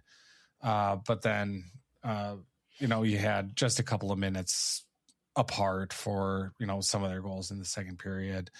And it was one of those that, they can be shorthanded, and it shows how dominant Wisconsin is as a program. Yeah, it's humbling is one way to put it. Kelly Gorbatenko gets 4, Lacey Eden gets 3, surpassing the century mark for her career. Charlotte Pickenhagen gets 2. So, multiple goal scorers. All their goal scorers have more than 1 goal. And as you mentioned, it's without Harvey. It's without Edwards. McNaughton in net, not in net. Kirsten Sims not present for these 2 games.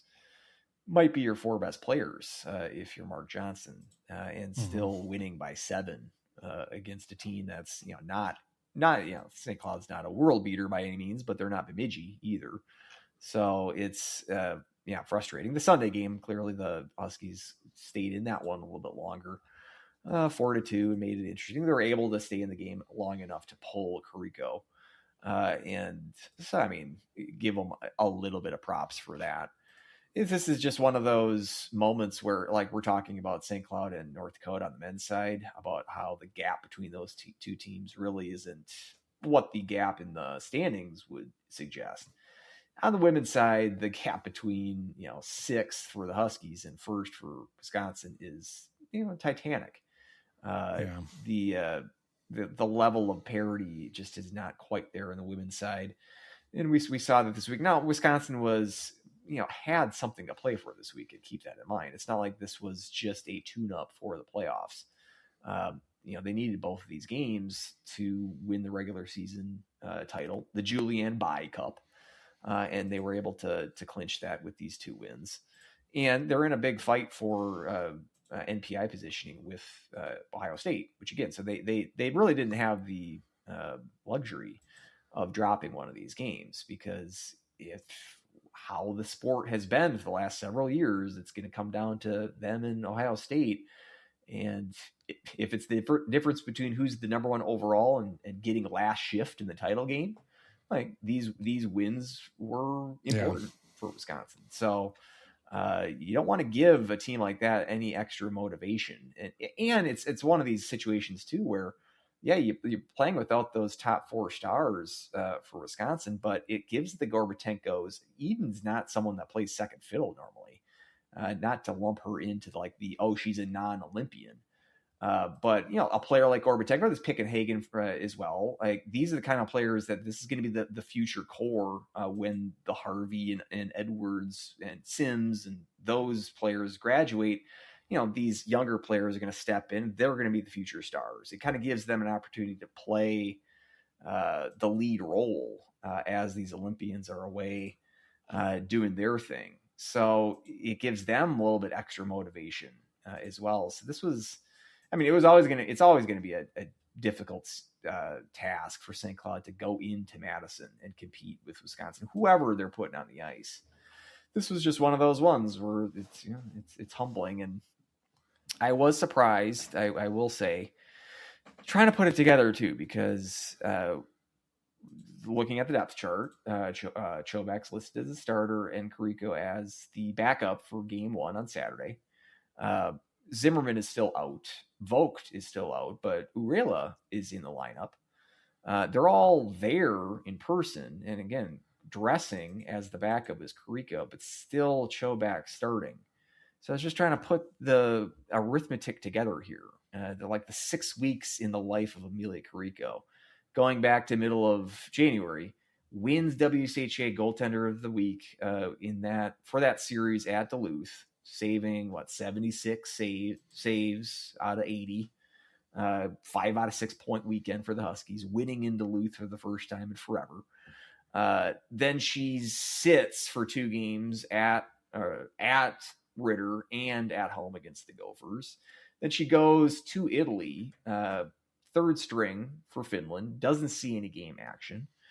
And then I'm sure a great experience. I mean, I'm not trying to downplay that, but still, like, she's not playing in game action, and then comes back, dresses for this game, doesn't start.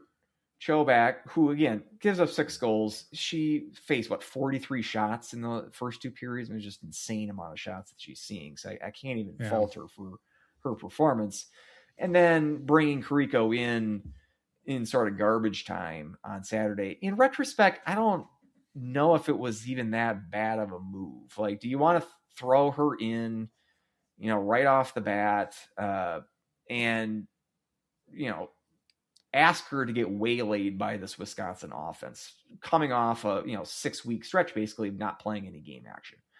Maybe giving her the 1 period at the very end is a kind of a way to ease her back into regular game action. I would really, really hope that we're going to see her this weekend in all the games against the Gophers. It was just one of those ones where it's like, again, like, she's back in uniform for the Huskies and she's still not starting. Like, what am I missing here? But in retrospect, I actually don't think it was a bad plan, especially how the result was going to happen this weekend. It was unlikely that you're going to get any points this weekend. As it turned out, the Mankato results didn't go their way either. You needed some points on Sunday to hop back into 5th place. Was not to be, even though I thought Kariko played pretty well on Sunday. So it's just a tough weekend. It's another one of those weekends where you realize how far of a gap there is between the Huskies and the elite of the conference. But again, still trying to keep some hope. And Sydney Lamb, I thought, had a good weekend for what it's worth. And Sunderland scores on Sunday. Nice to see that. Soriel had a couple of points. So, I mean, there's some bits of hope that you can cling to, but difficult to take any real positives out of a weekend where you were humbled in both these games. I don't know. I go back and forth on it in my head, like, because just flat out, who gives you the best chance to steal points this weekend? It's Kariko. Like, just flat out. And that's what you need to do. Now, yeah, maybe the Mankato series, how that went, maybe it wouldn't have mattered. But, it could have been an issue like to force overtime. Something could have happened where, you were able to get to play again at Amsoil, which is leaps and bounds better result than having to go to Ritter. Now, like, I get the whole aspect of, the travel aspect and then coming back, and then, kind of throwing her in. But I do think that she still kind of gives you the best chance. So I did think that was a weird decision not to start her on Saturday. Obviously wouldn't have mattered. So it's probably mountains out of molehills here at this point. But yeah, I do think, and some of that also is your doing by, not having her after goaltender of the week, not having her start against, the following series. So it's just, I guess I don't know here, kind of going through what the answer is for, kind of how the season. Now you can argue, you can say we took a step back from Adolski, from just a record aspect that the season wasn't as successful. At the same time, you scored a lot more goals. It was, arguably more exciting. Now I think the competition was better against Yasuo than Adolski had it from top to bottom. So it's kind of interesting how everything has played out here in Yasuo's first, regular season. If you were to kind of assess things, kind of the state of the women's team right now, and I haven't even gotten to a preview of the next, and maybe we should go to a POW first, but kind of where would you, kind of how would you rate the season as her first season at the helm? Yeah, a lot there. And I do want to, the season's not over. So I do want to. Is it though? No, they've got some games on the schedule left, and I'm not going to. But it's not a bad idea to summarize some of our feelings. Again, they could surprise us against the Gophers. Something tells me you're can't not even get through that. You're not that confident. I'm not that confident about it, but I'm not that confident either. Yeah, I mean the second half. But again, like Wisconsin or Minnesota's what, the third best team in the nation. So I mean, it's they're well. Again, what do you want to do? Do you want to do a POW? Do you want to preview the Gophers? Do you want to do a recap of the first season for POW? Let's do a POW. I'm going Sorio. Multiple points on the weekend, and she. I think you gotta give it to her. That's it's not a bad pick. Occam's razor. I mean, I liked Lamb again, but defense giving up 14 goals or 13 goals on the weekend. 13, 14. I sound like common man now, but she's got 3 goals in 3 straight games. She's on a Adam Ingram, the exact same run as he is. So yeah, I've liked Lamb this year, and in the second half, I've really liked Lamb this year too. She's I think really developing well in the second half, and what we'll get to the second half struggles for this team. She's been one of the few bright spots, or at least players that have like improved from the first half of the season in the second half, even though the team's performance I think has dipped. So I will go Sydney Lamb for the second time. You've had her once before as well. Second straight weekend that you've taken Sorial. So that's I think she's theme. Been on a tear. She has. Yeah, she's been playing well. Yeah, so we've got the POW out of the way. We've got the Gophers next. Let's preview them before we get to a first half, or let's say a first year review for Yasuo. The one difference with like playing Wisconsin, having key players out for the Olympics for this past series, Gophers been playing without Abby Murphy and Josephine Bovang for their Olympics run. Bovang for Sweden, Murphy for USA, obviously. Whereas Wisconsin pretty much ran the table, 1 loss in their absences of those key players. Minnesota was like the opposite. They really struggled without Murphy, especially Murphy. Yeah. I mean, if anything, do you think that Murphy's absence? So let me just get the exact. So they've lost the last 4 games, a couple of those in overtime, last 2 in overtime to Duluth. Since Murphy and Bovang left, they played 8 games. They only won 1 of those games in regulation. That was a win at St. Thomas. They won an overtime game against Wisconsin, but also lost 6-1 against those same Badgers. And playing good teams. You played Wisconsin, you played Ohio State, you played Duluth, and then also St. Thomas. But like I said, just 2 wins, 1 of those in regulation in those 6 games without Murphy and Bovang. If anything, do you think this might even help Murphy's Patty Kaz argument? for the fact that she's so valuable to this team, that the kind of offense, and that's the thing. I think it's 15 goals. I had it in my cloud coverage piece. I think 15 goals they've scored total in this 8 games. Whereas like the last weekend that they had Murphy and company available, scored 13 in that weekend against the Huskies. So, and in the month of January, they're putting up double-digit goals in 3 separate occasions. So is like the offense now, Patty Kaz it's not necessarily the MVP. We always get in that semantic debate with other sports. Like, is it the best player or is it the most valuable? And then you argue about what valuable means. Whatever, however you define it, does this kind of put the case for Murphy being so important for the Gophers' success? Does that maybe improve her chances on getting some more votes? I didn't think about that, but I think it definitely does. I think that's hard to ignore. To say like this is how dynamic of a player she is. And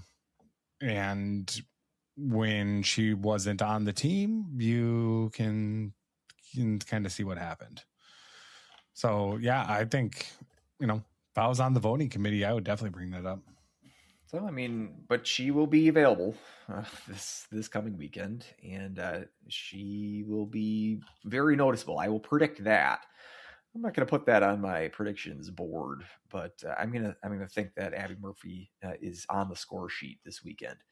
Why do I say that? Because there's only been 2 games this entire season where she's been held off the score sheet, which is a pretty insane number. 3 goals in the last series that they played roughly a month ago. And in the series earlier in the season, 3 goals in that series as well. Now the one X factor, if you can call it that, is Carrico just made an appearance in 1 of the 4 games this season against the Gophers, hurt in that St. Cloud home game back in October. And she was playing well in that game. I was at that game, and she had to leave for injury, and she was out for a month or so after that. So she hasn't played a full game against the Gophers since last year when she beat the Gophers in Ritter, the only time that St. Cloud has won a game at Ritter Arena. So her success against the Gophers is, relatively speaking, not that bad in comparison to Huskies' history. So again, I'm imploring the coaching staff to give her these starts. They chewed up and spit out JoJo Chobak pretty handily a month ago. Again, giving up those 13 goals. Was it 6 goals in 1 period? I think it was in the St. Cloud home game of that home and home. Pretty ugly. So, I mean, yeah, the Huskies are going to be heavy underdogs here. Mentioned about the history between these 2 teams. I mean, for us to expect 2 Huskies wins, I mean, how many times have they beaten the Gophers in program history? Like 5 or 6 times. So, I mean, that would be quite the stretch. But and it's not like you can say the Huskies are playing their best hockey of the year, but certainly the Gophers aren't. And even with the re-addition of Murphy and Bovang, who's a good second. I hate to kind of make her second fiddle here, but she's a good secondary piece for the Gophers. 30+ points in her years in Dinkytown. So important player there, and they've got some good play. Like Morano, I've always been impressed with on the back end. They've got some, and it wasn't just Murphy, like I said, that was scoring. They were scoring in bunches and spreading it around in their last series against these 2 teams. We know how dangerous the Gophers can be, but you might be catching them at a decent time. So certainly they're not as high flying as they were the last time you saw them. They've cooled off since then. So maybe we can use a little bit of that anti-momentum that the Gophers currently have, the bad vibes. And, maybe they're kind of getting frustrated, and maybe Murphy's not, she's not the cure to all of their ills. We'll see. Obviously you'd have to be highly optimistic to expect even a win out of this series for the Huskies, much less 2. anything to add to I'm trying to be as optimistic as possible outlook for this series. And it's adorable, Andrew. Oh, thank you. I just am. Yeah. You don't want to play the doom and gloom sounder, do you? Because we have that if you want. It sounds like you're pretty close to that. Let's. It doesn't matter. Burn it all down. Why even try? It's time for some more doom and gloom. It seems to be about the vibe right now. I mean, I really love being optimistic about this team, and I do really think the future is bright for the Huskies. It's just the way the second half of the season has gone, and how just the I can't remember what did you the Holy Triumvirate is that what you called them a couple weeks ago? Of the top three teams, and maybe if I just say just take out that 7-goal second period that they had, and it was kind of a game there for a little bit. Other than that, Mrs. Kennedy, how was your trip to Dallas?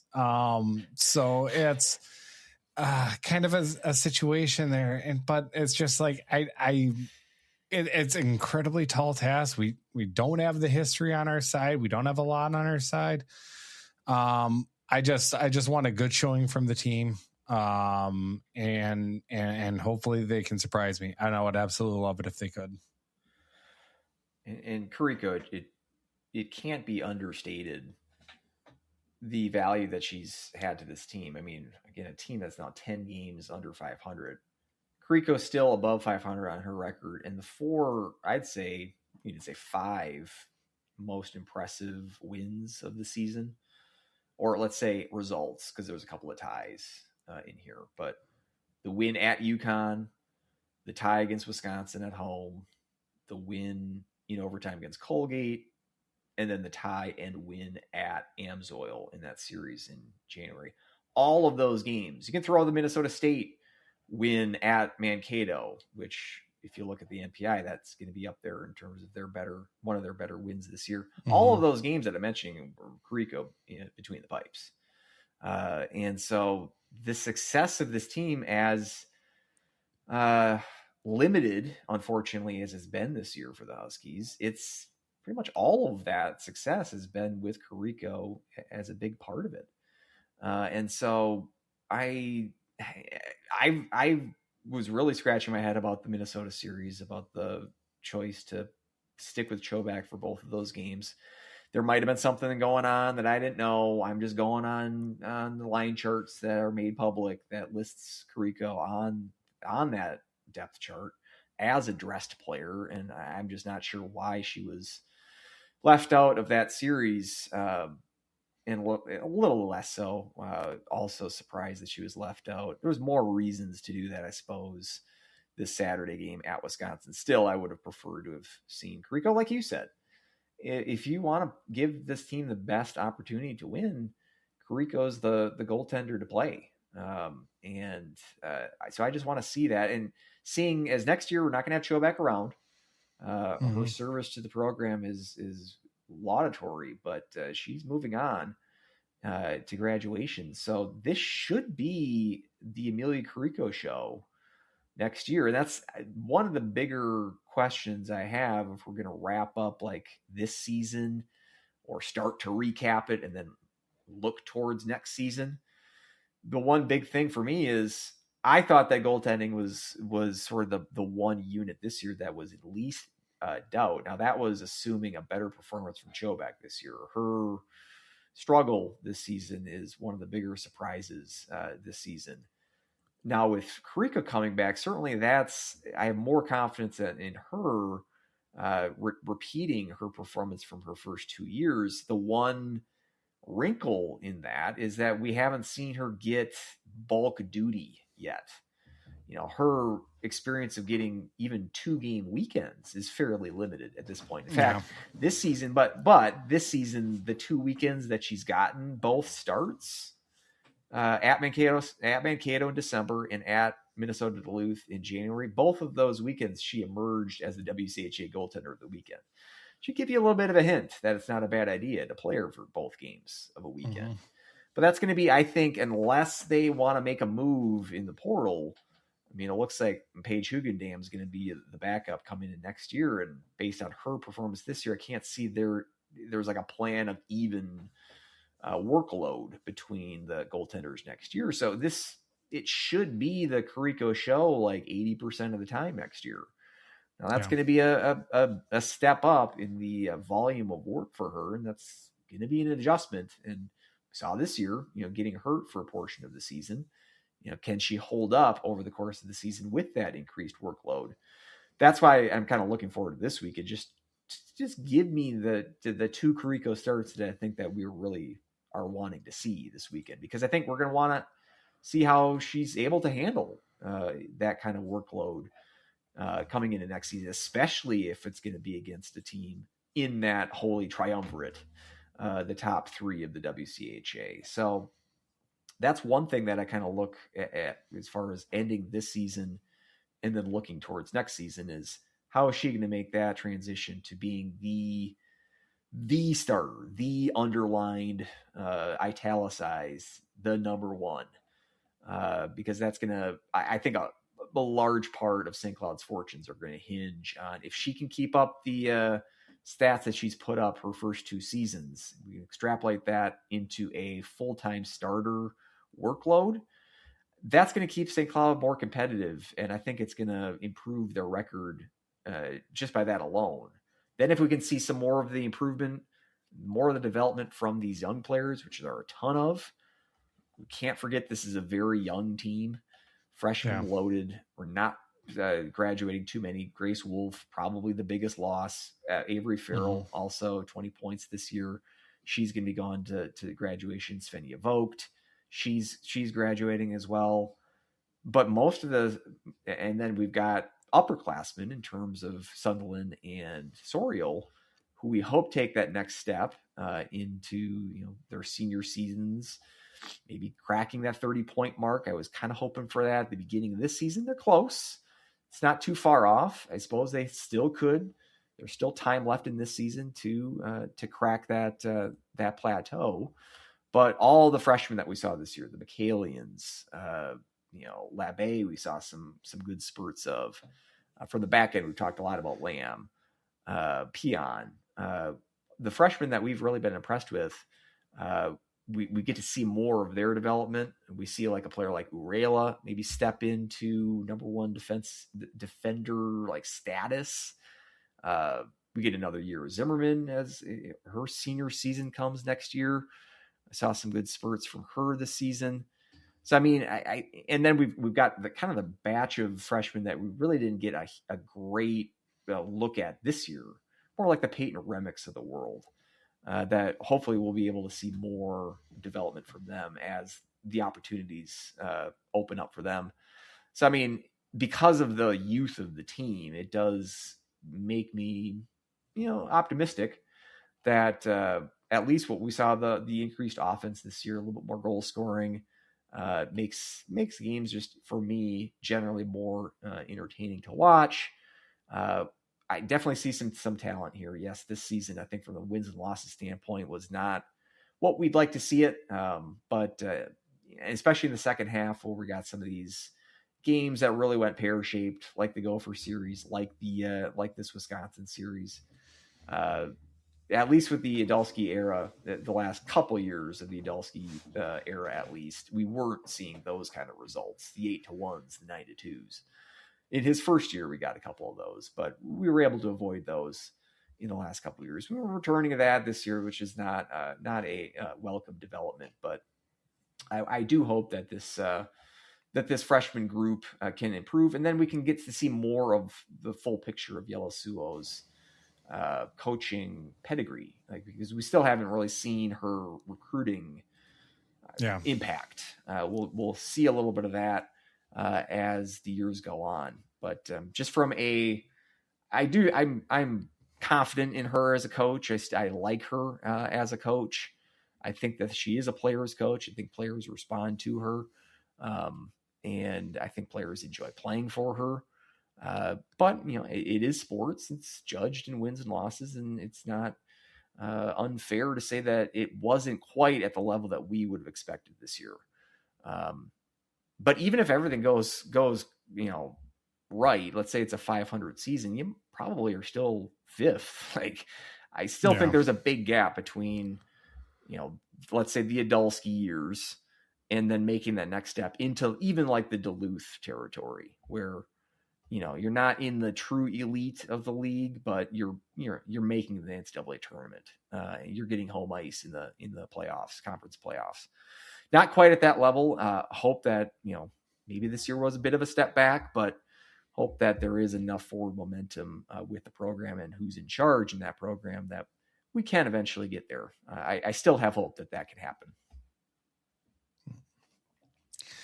While we're on the topic, Dan Jacobson had a question about WCHA playoffs and their seedings and matchups, and which do you think is the one prime for an upset?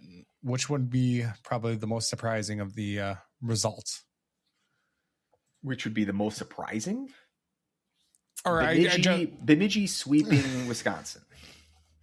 Fair enough. Yes, that would be the most surprising. Let me actually get to what Dan's question is. What's the most likely upset in the first round?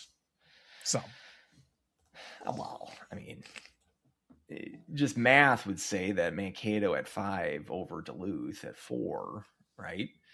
Mm-hmm. St. Thomas, Ohio State. How did they fare throughout? I think St. Thomas tied them in one game. They may have even gotten points out of 2 games from them.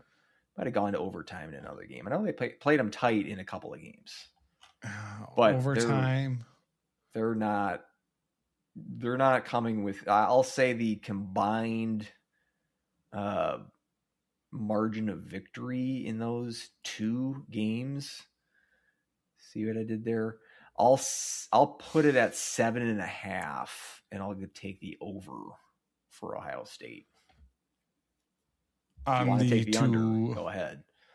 No, especially because I already looked.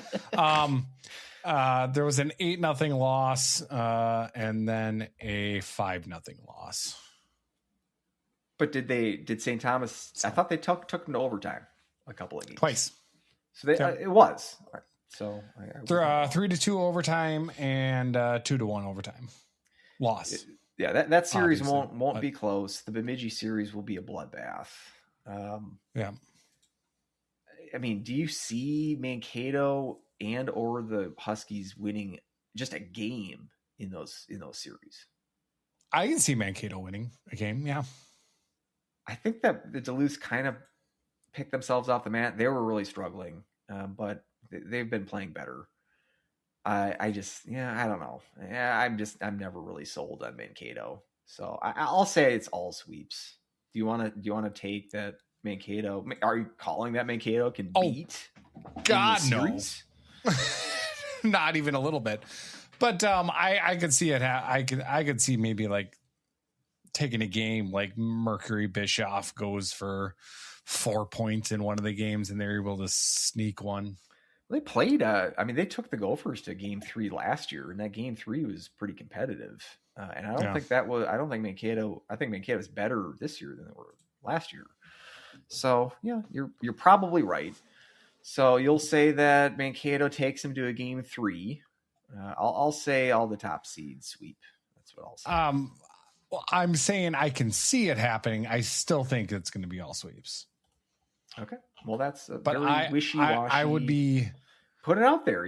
I did the whole gross. That was a pretty bold prediction. You got to make a prediction. Yeah, but you believe that. Like, I don't really believe that. I don't really believe Mankato's going to take a game from Duluth. I could see it happening, though. That doesn't mean I think it's going to. Well, make it interesting. And now I'm almost tempted to take Mankato. I'll say Mankato's going to take a game out of Duluth, just to make it spicy. I don't know what kind of reverse psychology I just pulled. Mercury Bischoff. You're making some good Mercury's points in here. retrograde right now, and that's when she ends up going nuclear. So, did you watch that St. Thomas Mankato game on Saturday? By the way, no, I didn't. It was a frustrating game because Mankato was. I was freezing my butt off in the Sauk Centre you're rink. Scraping the glass. Scraping the plexiglass there. It was a tie game, and St. Thomas outshot them 2-1 margin, but Mankato was getting all this kind of penalty or power play time, including a 5-minute major. But they had a 3-1 lead, and St. Thomas was peppering their goaltender, and scored a goal here, and then they scored with 8 seconds to go. I'm like, okay, you're giving me some hope. I mean, St. Thomas outplayed them. They could have won that game in regulation, and that's what we needed. We're wanting St. Thomas to win that game in regulation on Saturday, but was not to be. And then Mankato even okay, at least they got in overtime. Maybe we can somehow steal a tie out of Wisconsin on Sunday. But Mankato scored in overtime, which meant that St. Cloud would have needed to win in some fashion against the Badgers, which was just not in the cards. So frustrating, even though it was kind of an entertaining game between those two teams, Mankato and St. Thomas. But yeah, so you're talking me into maybe thinking that Mankato has a shot, but all right, no, I'll stick with my original, and sounds like you are too. Yeah. Then we had one more question. Just wondering, Zach emailed the show. So thank you, Zach. Just wondering, in your guy terms, what could SCSU do for rink improvements, coaching, other thoughts to bring national title to St. Cloud? Being a lifelong fan, we got so close. What do we need to do? Love the show. Wanted to write in. Thank you so much for the kind words. We appreciate it. As far as rink improvements, it's, I don't think there's anything more that they can do to bring the title to St. Cloud. I don't think that's where the improvements need to be. The improvements need to be on the north end of the building and the seating. Just flat out, I think that needs to be addressed, and it sounds like that's just not going to happen anytime soon. But I think it's important that no matter where, from now on, for the rest of the time, programs are going to have ups and downs, and North Dakota had their downs. You'll have downs from BU and Boston College. And then right now you're going through a down for Minnesota. They're going to bounce back up. And yeah, we had our down here at St. Cloud, and I like where the program is heading, and I think we're going to bounce back up. So I think the, national title can definitely happen here. And especially once you get to the tournament, when it's a one and done, for the rest of the way. Andrew has made that quite clear how much he feels about that. That you just need to string 4 solid games together.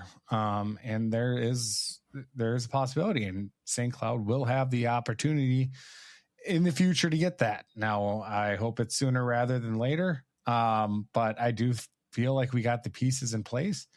And I think, I think Larson has, some of the things that he does, if he can learn from it and move forward, and I think we got that option. Or who knows what happens in a couple of years? Sandy retires, maybe Larson goes there, and then we're bringing in Raboyne or something along those lines.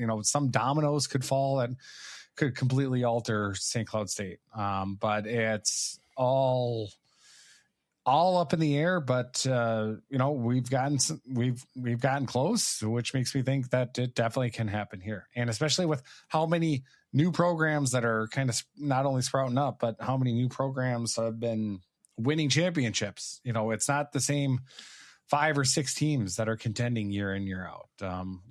Obviously, Western Michigan just had their first one, so it's, Yeah, that's kind of my thoughts. Do you have any thoughts about that?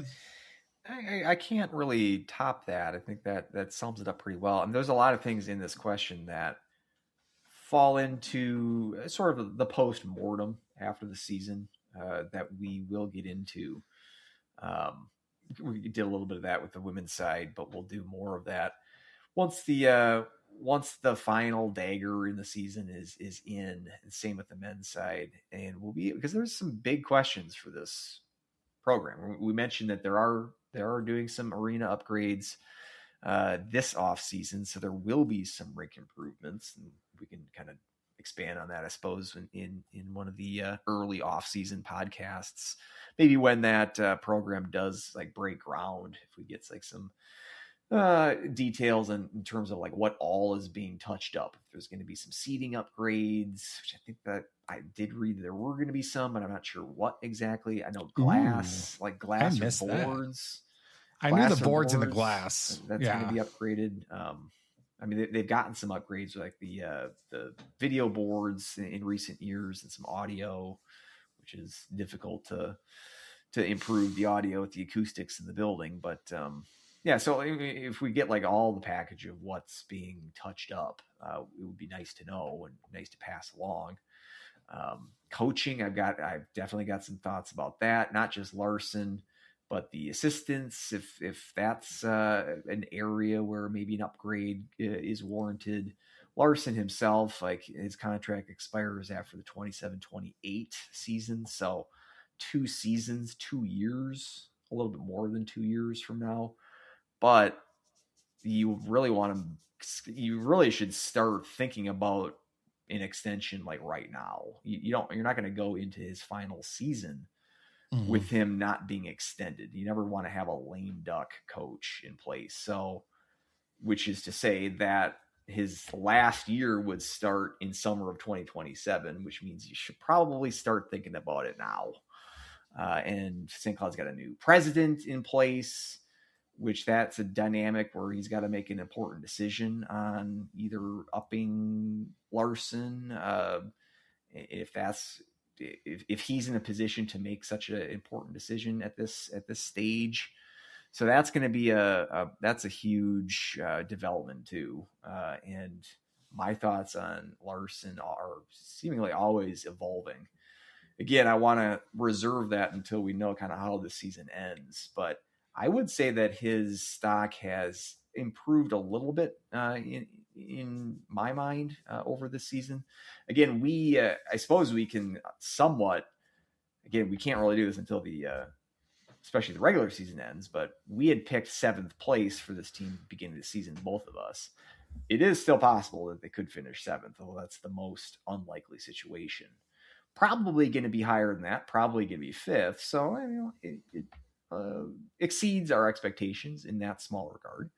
I don't think that we're planning parades based on a basically 500 season at this point. It's not like we're thrilled about a 5th place finish, but for the expectations that we had coming into the season, I think it is a little bit higher. And I do like what I see in the pipeline, especially in terms of his defensemen that he's got coming in. So yes, some of his in-game decisions drive me up a wall.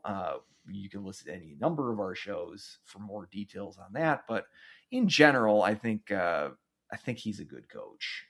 Now, does that mean that I want to re-up him when that time comes? That's a conversation for another podcast. But these kind of big picture questions, we like getting these kind of questions. I remember the one that we got from, I can't remember, was it Scott? Few weeks ago about Yellowsuo and how the women's team's progressing. That was another big topic question that we were unpacking for 5-10 minutes on the show, and you can go back a couple of weeks and listen to that if you'd like. But yeah, we'll put a pin in this because I like what she kind of had to say there in response to this question, but there's more to add once we know the finality of how the season ends and what we're going to see in this off season in terms of what the Herb's going to look like. And also kind of how the transfer portal shakes out. That's always interesting. And it kind of gives you a gauge on the health of the program. If you get a bunch of guys like we're thinking of, like Arizona State might have a mass exodus of sorts. Like we can see how St. Cloud fares in that. So yeah, these questions, hopefully we'll get some answers to them pretty shortly here. But like the question and like the passion from the listener, Zach. Very much so. Yep. About does her. This episode of the Huskies Hockey Podcast. Thank you for tuning in. I'm Weldie at More Clappers, MOAR More Clappers. Andrew, you can reach him at. I'm at Andrew SCSU HHP. I also got that Substack, cloud coverage cloudcoveragehockey.substack.com. Got a new post out if you want some more babbling about the recent North Dakota and Wisconsin series. There was more on that, so check it out. Yeah, it was a good read. So I always appreciate those posts. It gives me a good precursor and gives me a list of things also to kind of talk about. So I really like those posts. So please follow that Substack. It's a good read. Thank you, everyone, for listening. And until next time, go Huskies. Ooh.